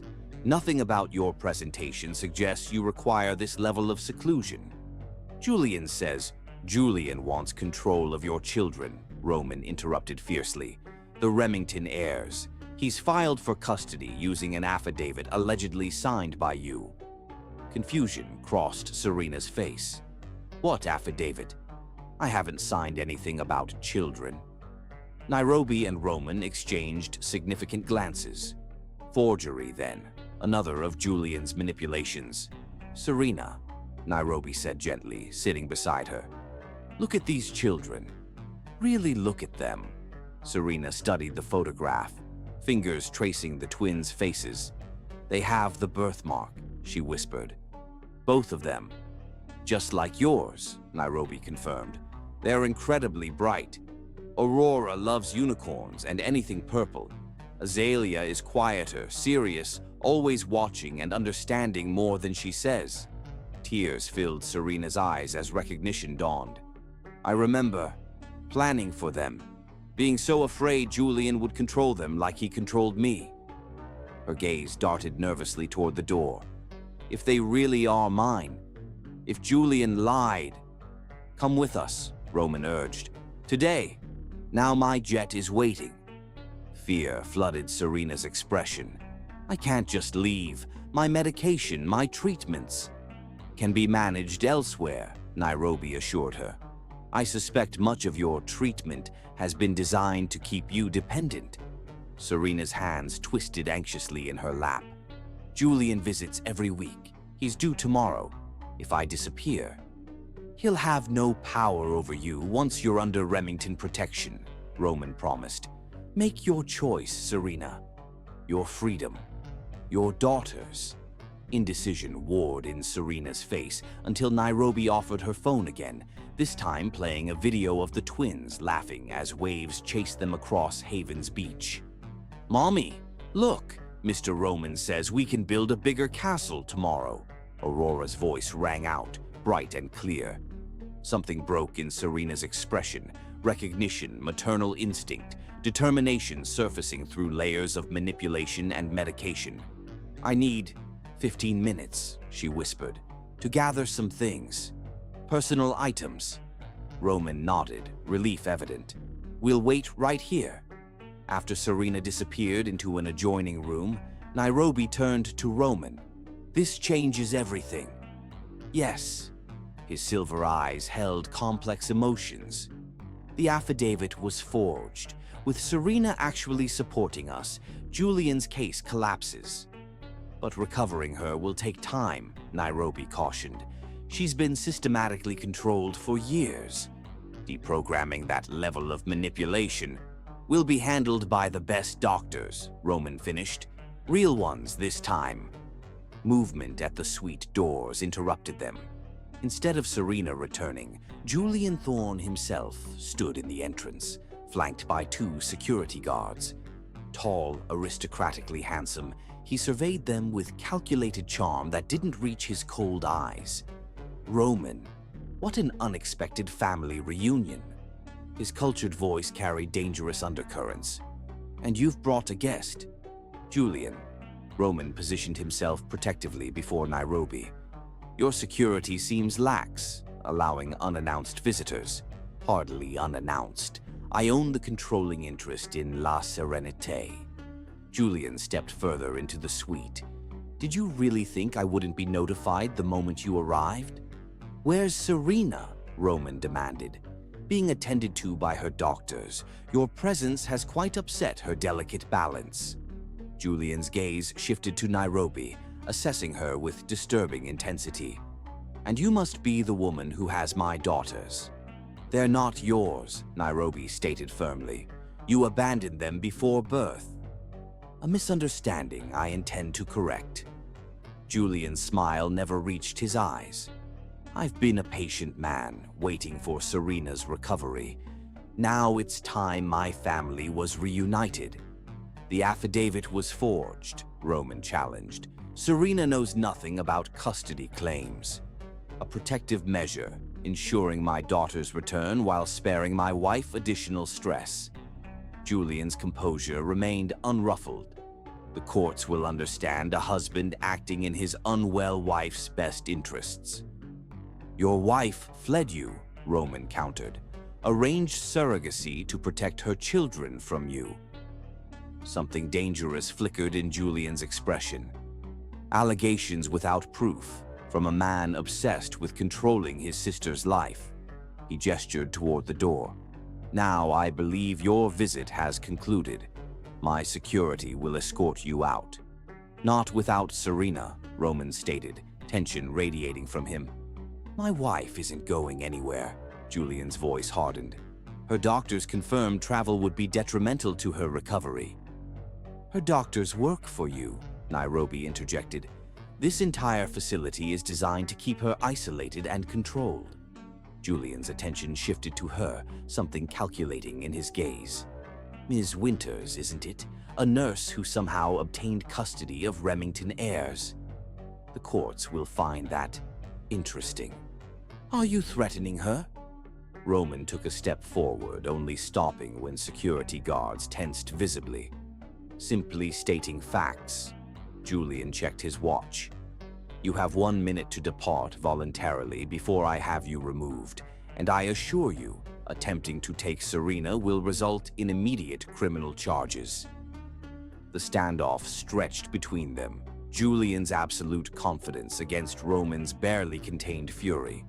Nairobi touched Roman's arm gently, voice low. We need to regroup. This isn't the way. After a moment's hesitation, Roman nodded curtly. As they moved toward the door, Julian's voice stopped them. Oh, and Roman, your island fortress isn't as secure as you believe. Give my daughters a kiss goodnight for me. The thinly veiled threat struck Nairobi like physical pain. Roman's expression transformed to something terrifying as he turned back. If you go near them, he said with deadly quietness, nothing on earth will protect you. Julian merely smiled. Family reunions can be so dramatic. Safe travels. In the helicopter returning to Geneva, Nairobi finally voiced the fear consuming her. He knows about Haven, about the twins being there. Yes. Roman's expression remained carved from stone. "We're not returning to the island." "Then where?" "Plan B." He reached for her hand, his touch reassuring despite his grim expression. "Julian thinks he's won this round. He hasn't. Serena, we'll have to wait. The priority is the twins." Roman's silver eyes met hers, determination evident. "I promise you, Nairobi, Julian Thorne will never touch our daughters." The plural possessive settled between them, cementing their alliance against the storm gathering around them. Whatever developed between them romantically, now complicated further by Serena's reappearance, their shared commitment to Aurora and Azalea remained unshakable. As the helicopter carried them toward uncertain sanctuary, Nairobi held tightly to Roman's hand, drawing strength from his unwavering resolve. Julian had revealed himself, calculating, manipulative, dangerous. The battle for their daughters had truly begun. Chapter 10. Desperate Measures. Absolutely not. Nairobi paced the private jet cabin, fury radiating from her usually composed frame. "We are not separating." Roman watched her with maddening calm. "It's temporary, strategic. It's insanity." She stopped before him, arms crossed. "You want me to take the twins to your property in Auckland while you return to Chicago alone, after Julian threatened them directly?" "That's precisely why," Roman countered. "Julian expects us to run together. By separating, we divide his focus. While he watches me in Chicago, you and the girls will be safely hidden halfway around the world." Ezra, monitoring communications from the cockpit doorway, interjected quietly. "He's right, Nairobi. Julian's people are watching airports, private airfields, scanning for Roman's jet signature. They'll never expect you to travel commercial using different identities." Nairobi resumed pacing. "And Serena? We just leave her with him?" "For now." Roman's expression hardened. "Julian's shown his hand. With evidence the affidavit was forged, my legal team can move against him directly. Custodial interference, fraud, possibly kidnapping. While I'm hiding in New Zealand? While you're protecting our daughters?" Roman rose, intercepting her movements. His hands settled on her shoulders, his touch steadying. "Trust me, Nairobi, please." Something in his silver eyes, vulnerability beneath steel resolve, weakened her resistance. "How long?" 2 weeks, 3 at most." His thumbs traced gentle circles against her collarbone. "Just until my legal team secures emergency custody orders." The intimate gesture distracted her momentarily, her body responding despite logical objections. Their interrupted kiss on Haven still haunted her, a connection postponed by circumstances beyond their control. "The girls will ask for you," she said softly. "I know." Genuine pain flashed across his features. "Tell them Uncle Roman is fighting dragons to keep them safe." The childish metaphor tugged at her heart. In mere weeks, this man had become essential to her daughters in ways she'd never anticipated. And to her, if she were honest. "All right," she conceded, "but I want twice daily updates. And the moment, the very second, it's safe, we return." Relief softened Roman's expression. "Of course." His hands moved to cup her face, touch unexpectedly tender. "I would go with you if it were safer. You know that." "I know." Impulse overriding caution, Nairobi rose on tiptoes, pressing her lips to his.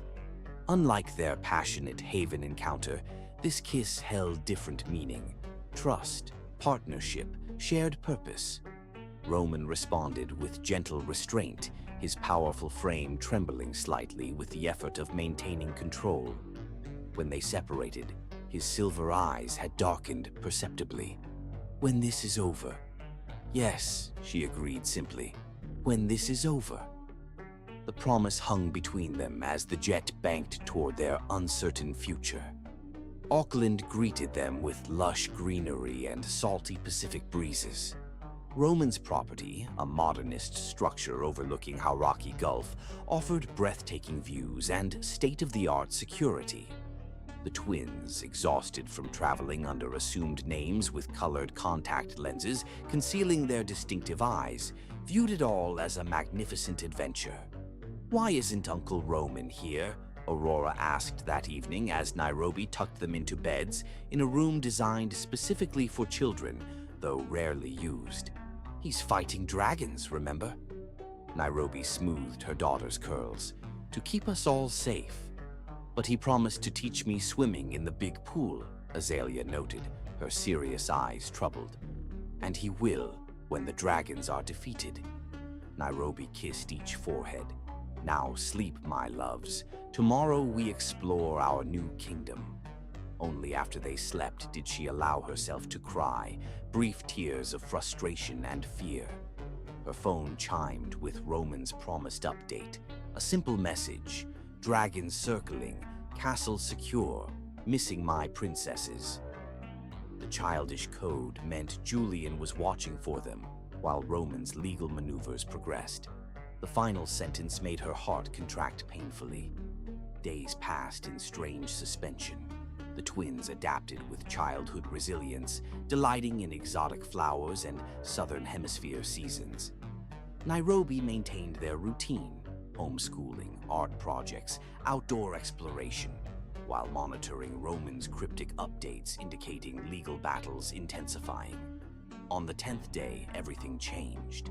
She woke to Ezra standing beside her bed, his expression grave in pre-dawn darkness.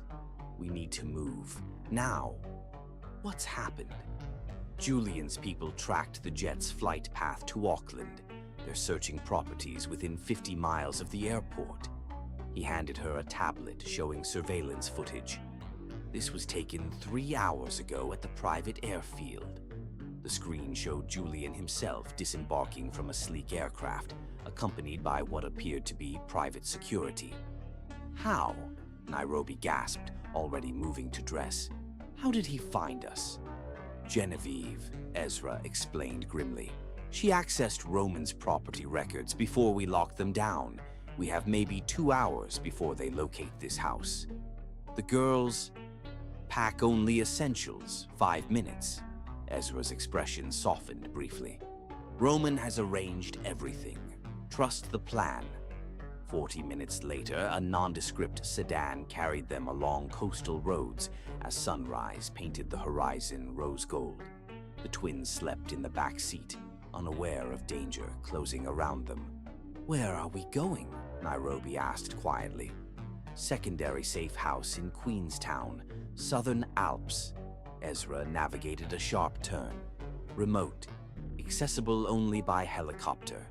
Julian won't find you there. And Roman, when will he join us?" Ezra's hesitation sent warning signals through her body. "Ezra, what aren't you telling me?" "Julian's filed criminal charges against Roman in 3 countries simultaneously," he admitted grimly. "Custodial interference, international kidnapping, document fraud, and conspiracy. His cousin, Michael Thorne, is the Deputy Attorney General in the U.S. Justice Department. He personally fast-tracked the indictment while their European connections push through Interpol alerts." "That's insane. Roman has proof the affidavit was forged. Proof that requires Serena's testimony, which Julian has ensured is impossible," Ezra explained, his knuckles white on the steering wheel. "They've declared her mentally incompetent through a court order signed by a judge who sits on the Thorne Pharmaceutical Board. Dr. Helena Chambers, Julian's cousin who delivered the twins, has provided elaborate expert testimony about Serena's mental instability, claiming years of treatment records that our investigators believe are entirely fabricated. They've created a perfect legal trap." "So what's Roman's plan?" Nairobi demanded, fear clawing at her throat. Ezra sighed heavily. "He's surrendering to federal authorities this morning." "What?" The word emerged as a strangled whisper.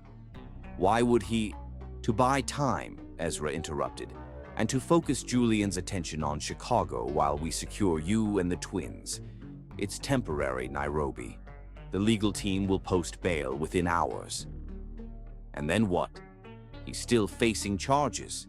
Charges that collapse once we extract Serena from La Serenité. Ezra glanced at her significantly, which is happening simultaneously with Roman's surrender. Understanding dawned. A distraction. Exactly. Ezra guided the car onto a less traveled road. Roman's very public arrest draws all attention, while a specialized team infiltrates the clinic.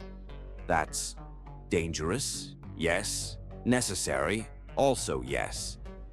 Ezra's expression remained grim. Roman would risk anything to protect you. 3. The declaration settled in Nairobi's chest with uncomfortable weight. This powerful, complicated man was sacrificing his freedom, risking his reputation, everything, for children he'd known mere weeks, and the woman who raised them. Her phone vibrated with an incoming message. Roman's final update before surrender. Dragons converging. Castle breached. Princesses remain my only priority. Tell them I keep my promises. Tears blurred her vision as the car carried them deeper into New Zealand wilderness, toward temporary sanctuary while Roman faced their enemies alone. Chapter 11. Turning Tides. The Alpine safe house nestled among New Zealand's southern Alps like a secret whispered to the mountains. Floor-to-ceiling windows framed snow-dusted peaks, but Nairobi barely noticed the breathtaking views. For 3 days, she'd existed in suspended animation, caring for the twins while obsessively monitoring news reports of Roman's arrest. Global media feasted on the scandal. Powerful CEO Roman Remington charged with child abduction, alleged conspiracy against Julian Thorne, grieving father seeking reunification with daughters hidden from him. Carefully crafted narratives painted Roman as obsessed, dangerous, the twins as pawns in his vendetta against his sister's husband. "When is Uncle Roman coming?" Aurora asked each morning, innocent question shredding Nairobi's composure. "Soon, sunshine. He's still fighting those dragons." On the 4th morning, Ezra appeared with his satellite phone. "It's time." Nairobi grabbed it desperately. "Roman?" Bail was granted. His voice emerged, rough from exhaustion yet wonderfully familiar. "I'm on the jet now." "Coming here?" Hope surged through her. "No." His tone hardened. "Julian's people would follow. I'm headed to Switzerland." "Serena?" "The extraction failed. Security was heavier than anticipated." Frustration edged his words. "I'm going personally." "Roman, that's insane. You're out on bail, crossing international boundaries." "Is necessary," he interrupted gently. "Listen to me, Nairobi. Julian's built a compelling case, without Serena's testimony confirming the forgery, proving his manipulation. The implication hung heavily between them. "You could lose everything," she whispered. "Your company, your freedom. None of that matters compared to the twins." His voice softened. "To you." The simple declaration stole her breath. "Roman, I need to tell you something. In case ... He paused, uncharacteristic uncertainty evident. "I never expected you, any of this.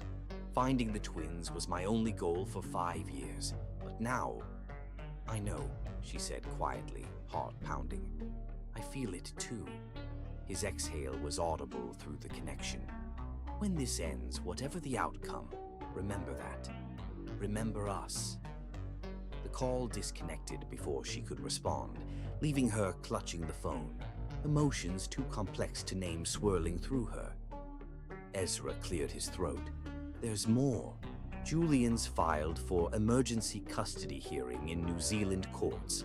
He's proving remarkably efficient at navigating international legal systems." "How soon?" 5 days. Ezra's expression remained carefully neutral. "Without Serena's testimony..." "He might win," Nairobi finished, cold reality settling over her. The possibility that had seemed remote weeks ago now loomed immediate, terrifying. Julian Thorne, manipulative, controlling, dangerous, could legally take her daughters. The thought was unbearable. "What are our options?" she asked, maternal determination overriding fear. "Limited, legally speaking." Ezra hesitated, then added significantly, "Unless you're willing to consider alternatives." "What alternatives?" "Disappearing." His voice dropped.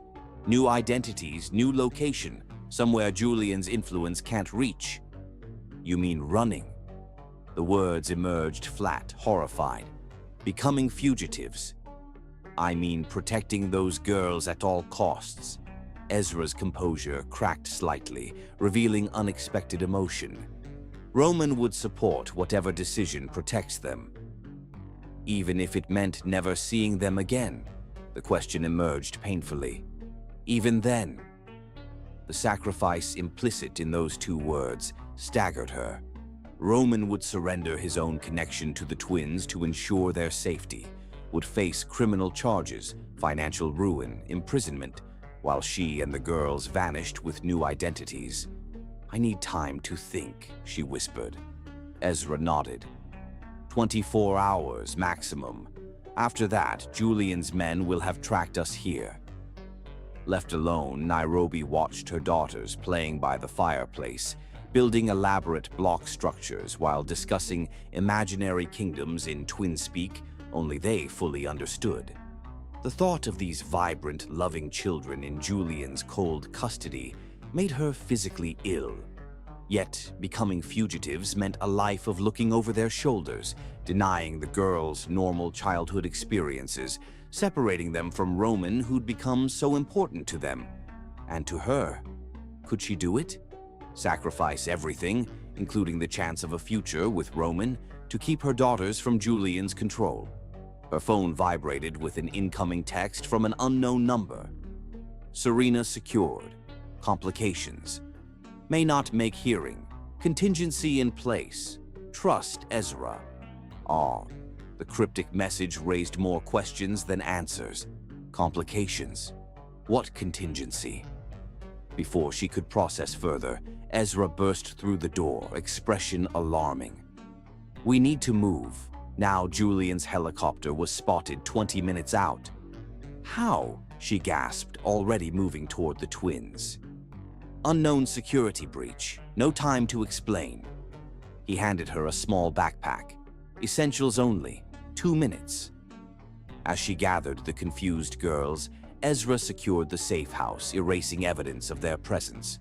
Within minutes, they were racing down a mountain service road in an all-terrain vehicle, the twins wide-eyed with fear they tried to disguise as excitement. "Another adventure, Mommy?" Aurora asked tremulously. "Yes, baby." Nairobi forced calm into her voice. "A special, secret one." "Is Uncle Roman meeting us?" Azalea's serious eyes watched her carefully. The innocent question nearly broke her. "I hope so, sweetie. Very soon." They transferred to a waiting helicopter that carried them over magnificent alpine terrain toward an undisclosed location. Nairobi held her daughters close, uncertainty and fear battling within her. The court hearing approached inexorably. Roman was pursuing dangerous rescue attempts in Switzerland, and Julian closed in from all sides. Time was running out. Soon she would face the most difficult decision of her life: fight a losing legal battle or disappear forever, sacrificing any future with the man who had unexpectedly captured her heart. As the helicopter carried them toward unknown sanctuary, Nairobi made a silent vow. Whatever it cost her personally, dreams, hopes, love, she would protect her daughters, even from a biological father with legal claims, even from a broken system that might fail them, even if it meant never seeing Roman Remington again. Chapter 12. Full Circle. The Auckland courthouse loomed imposingly against steel-gray skies. Nairobi clutched her daughter's hands as they ascended marble steps, cameras flashing around them despite security's efforts to maintain distance. The custody hearing, expedited through Julian's connections, had transformed into media spectacle. "Remember what we practiced," she whispered to the twins, kneeling before them in the courthouse vestibule. "Answer questions truthfully, but you don't have to speak to anyone who makes you uncomfortable." "Is Uncle Roman coming?" Aurora asked, adjusting the ribbon in her hair. The question pierced Nairobi's heart. 5 days since his cryptic message about Serena. No further contact. Not even Ezra knew his whereabouts. "I don't know, Sunshine," she answered honestly. "But we're going to be brave no matter what." Their attorney, Claire Bennett, the best child custody specialist in New Zealand, approached with solemn expression. "They're ready for us. Julian's already inside with his legal team." "And Roman?" Nairobi couldn't help asking. Claire's hesitation spoke volumes. No word. Given the international charges, his appearance might result in immediate arrest. The stark reality settled heavily. She would face Julian alone. Inside the courtroom, Julian Thorne presented the picture of grieving paternal devotion. Designer suit perfectly tailored, expression appropriately concerned as he watched the twins enter. Only his eyes betrayed him. Cold, calculating, satisfied. "Remember," Claire whispered, "focus on your established maternal relationship, the twins' stability. Julian has biological connection, but no actual parenting history." The proceedings began with clinical formality. Julian's attorneys presented compelling narratives. Devoted father denied knowledge of his children's existence, wife suffering traumatic amnesia, elaborate conspiracy by Roman Remington to separate him from his rightful heirs. When Julian took the stand, his performance proved masterful, voice-breaking at precisely timed intervals, righteous indignation perfectly calibrated. "I only want what any father wants," he concluded, eyes glistening with manufactured tears. "The chance to know my daughters, to give them the life they deserve." Nairobi testified next, detailing her devoted care, the twins' achievements and stability under her guidance. Yet, watching the judge's expression, she sensed the ground shifting beneath her. Without Serena's testimony confirming Julian's manipulation, without Roman present to counter accusations against him, legal momentum favored biology over nurture. During a brief recess, Claire confirmed her fears. "It's not going well. The judge seems sympathetic to Julian's parental rights claim. We need something dramatic to shift momentum." "Like what?" Nairobi asked desperately, watching her daughters coloring quietly in the conference room corner. A witness testifying to Julian's character. Evidence of manipulation. Claire hesitated. "Frankly, we need Serena or Roman, preferably both," neither of whom had appeared. When proceedings resumed, the judge called the twins forward for private conversation in chambers. Nairobi kissed each girl, whispering encouragement before watching them follow the robed figure through heavy doors, possibly the last moments she'd have with them if the ruling went against her. As the courtroom waited in tense silence, the main doors opened. Nairobi turned, hope surging, then crashing as Genevieve Remington entered, elegant in designer black, her triumphant smile directed at Julian. But she wasn't alone. Behind her stood Roman, silver eyes immediately finding Nairobi's across the courtroom. Relief overwhelmed her at his mere presence, then transformed to confusion at the petite blonde woman accompanying him, supported by his protective arm. Serena Thorne Remington entered the courtroom, pale but determined, the distinctive crescent birthmark visible behind her ear. Chaos erupted. Julian half rose, shock replacing his controlled expression. His attorneys huddled in urgent conference. The judge returned without the twins, demanding explanation for the disruption. As the adults argued, Aurora and Azalea slipped back into the courtroom unnoticed. They stood frozen in the doorway, staring at Serena with an intensity that silenced the room. Everyone watched as the twins moved forward slowly, drawn by some force beyond logical explanation. "You have our mark," Azalea whispered, reaching up to touch her own crescent birthmark behind her ear. Serena knelt, tears spilling down her cheeks as she nodded. "Yes, little one, I do." Aurora reached out with trembling fingers to touch Serena's face. "I dream about you sometimes. You're singing a song about butterflies." A sob escaped Serena's lips. "The butterfly lullaby. I sang it every night when you were in my belly." She looked up at Nairobi, gratitude shining through her tears. "Thank you for loving them when I couldn't." The twins looked between Serena and Nairobi, confusion clear on their faces. "She's like us," Aurora said to her mother, "but you're our mommy." Nairobi knelt beside them, heart breaking and healing simultaneously. "Yes, I am your mommy, always. And Serena she's the angel who brought you to me." The explanation, simple yet profound, seemed to satisfy the twins. They each took one of Serena's hands, accepting her presence with the uncomplicated grace only children possess. No scientific explanation could account for this recognition, this bond that had survived 5 years of separation. But watching the 3 identical crescent marks united at last, not even the most hardened heart could deny the profound connection between them. "Your Honor," Roman's attorney announced, "we present Serena Thorne Remington as witness, with sworn affidavit confirming fraudulent documentation submitted by Julian Thorne in prior proceedings." Julian recovered quickly. "Your Honor, my wife is unwell, heavily medicated, manipulated by her brother. She requires psychiatric care, not courtroom stress." "I am perfectly competent," Serena stated, her voice stronger than her appearance suggested. "And I am here to protect my daughters from the man I fled 5 years ago." The judge assessed her carefully. "Mrs. Thorne, these are serious allegations. Are you prepared to testify under oath regarding your husband's conduct and your wishes for your children?" "I am." Serena stepped forward, standing straighter as she moved from Roman's support. "And I'm prepared to submit to independent psychological evaluation confirming my competence." "Objection," Julian's attorney barked. "Mrs. Thorne's mental health history was manufactured by my husband," Serena interrupted. "As medical records from Switzerland will confirm.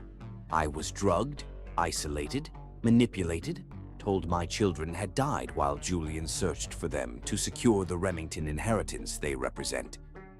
His careful facade cracking, Julian snarled, "You're delusional. You've always been unstable. Yet cognizant enough to escape you while pregnant," Serena countered. "To arrange surrogacy, protecting my children from your control, to ensure their adoption by someone trustworthy when plans went awry." The judge's expression shifted. "Mrs. Thorne, are you suggesting you knew Ms. Winters prior to the adoption?" "Not personally." Serena turned toward Nairobi, genuine gratitude in her eyes. "But I researched every staff member at Chicago Memorial's NICU.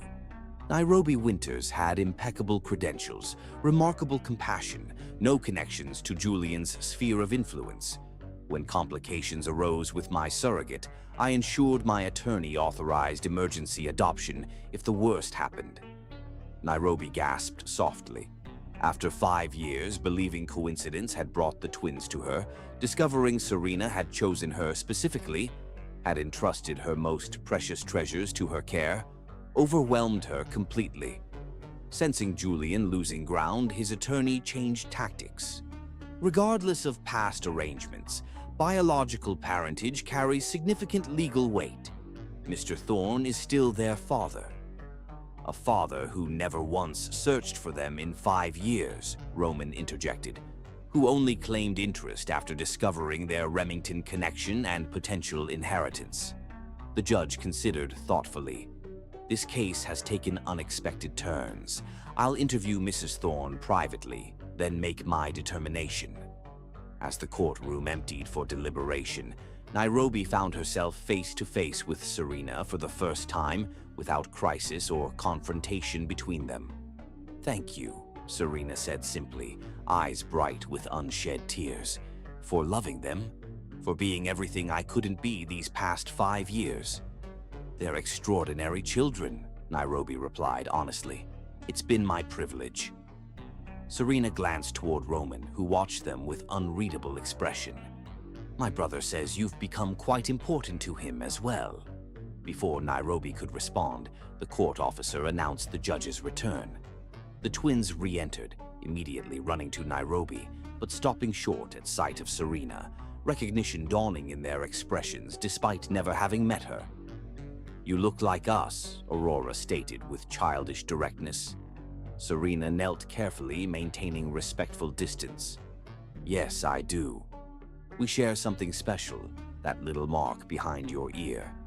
The judge cleared his throat.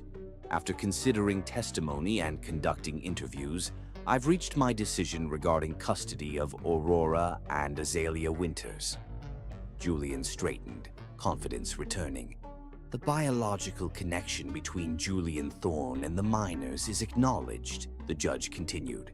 "However, Mr. Thorne's failure to seek his children for 5 years, combined with Mrs. Thorne's testimony regarding his character and the minors' expressed wishes, makes awarding him custody contrary to their best interests." Relief weakened Nairobi's knees. Roman appeared beside her, his hand finding hers, steadying her. "Primary physical custody is awarded to Nairobi Winters, who has provided stability, nurturing guidance, and genuine maternal care." The judge looked directly at Serena. Mrs. Thorne's wishes regarding her brother's involvement and her own gradual reintroduction to the children's lives shall be accommodated through structured visitation. "This is outrageous," Julian snarled, mask of civility discarded entirely. "They are my daughters, my heirs." "They're children, Julian, not possessions," Serena stated firmly, "not pawns in your games." As Julian lunged forward, security intercepted him. In his rage, he made a critical error, grabbing Aurora's arm roughly, attempting to pull her toward him. "Let me go," the little girl cried, frightened tears spilling down her cheeks. Roman moved with shocking speed, separating them instantly while Nairobi gathered both girls protectively against her.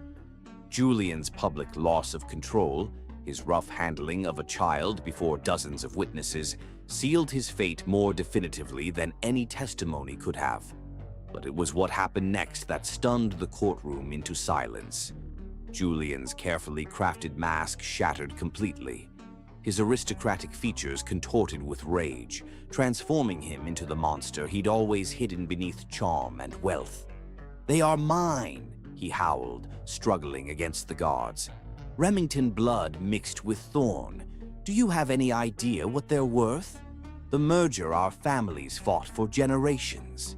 Serena stood taller, finally facing her tormentor without fear. "They're children, Julian, not assets, not merger collateral." Julian's laughter turned maniacal. "You stupid woman, it was never about you. Your brother rejected the merger of our companies, so I took the next best thing, his sister. When you got pregnant, it was perfect. Remington heirs I could control."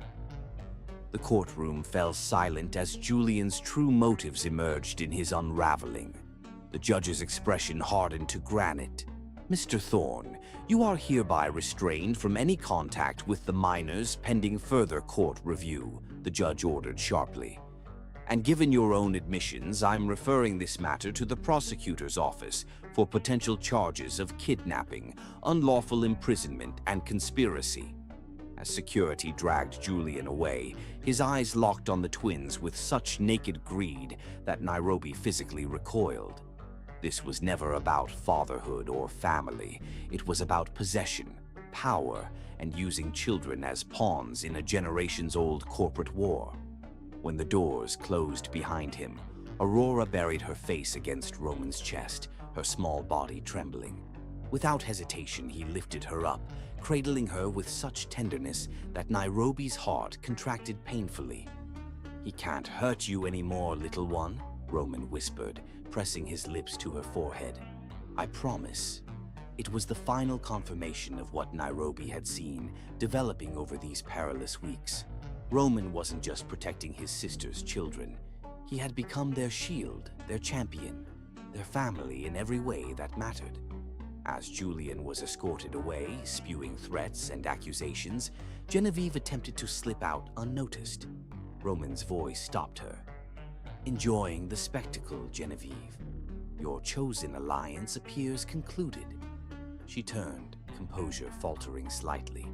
"Julian promised certain considerations for my assistance." "I'm sure he did."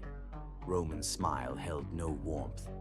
"Unfortunately for you, evidence of your complicity in Serena's continued captivity has been provided to authorities. I suggest retaining excellent counsel." Watching her half-sister depart with security, Serena turned to Nairobi. "I don't want to disrupt their lives. You're their mother in every way that matters. I just want to know them, to be part of their lives in whatever capacity you're comfortable with." The generous offer, so contrary to what biological parents typically demanded, confirmed everything Nairobi had sensed about this woman. "They deserve to know you, Serena. We'll find the right balance." As legal details were finalized and courtroom crowds dispersed, Roman led them to a private conference room where the twins excitedly recounted their adventure to an attentive Serena. Finding a quiet moment alone with Roman, Nairobi finally asked the question burning within her. "How did you extract Serena without being arrested?" His silver eyes warmed with something beyond mere satisfaction. "I didn't. Genevieve did." "What? How did you extract Serena without being arrested?" Nairobi asked, eyes filled with wonder and concern. "Julian had authorities in 3 countries looking for you." Roman's silver eyes gleamed with satisfaction. "I didn't extract her directly. Genevieve did." "Genevieve?" Nairobi's voice rose in disbelief. "After everything she did to help Julian." "Their alliance was already fracturing," Roman explained. Julian had promised Genevieve exclusive European distribution rights for Thorne Pharmaceuticals' new cancer treatment, a deal worth billions. She discovered he'd simultaneously negotiated with their competitors while using her connections to track us. "So you exploited that betrayal," Nairobi observed. "Precisely. I approached her directly with irrefutable evidence of Julian's double-dealing, plus documentation that he planned to blame her for any legal complications involving Serena's confinement.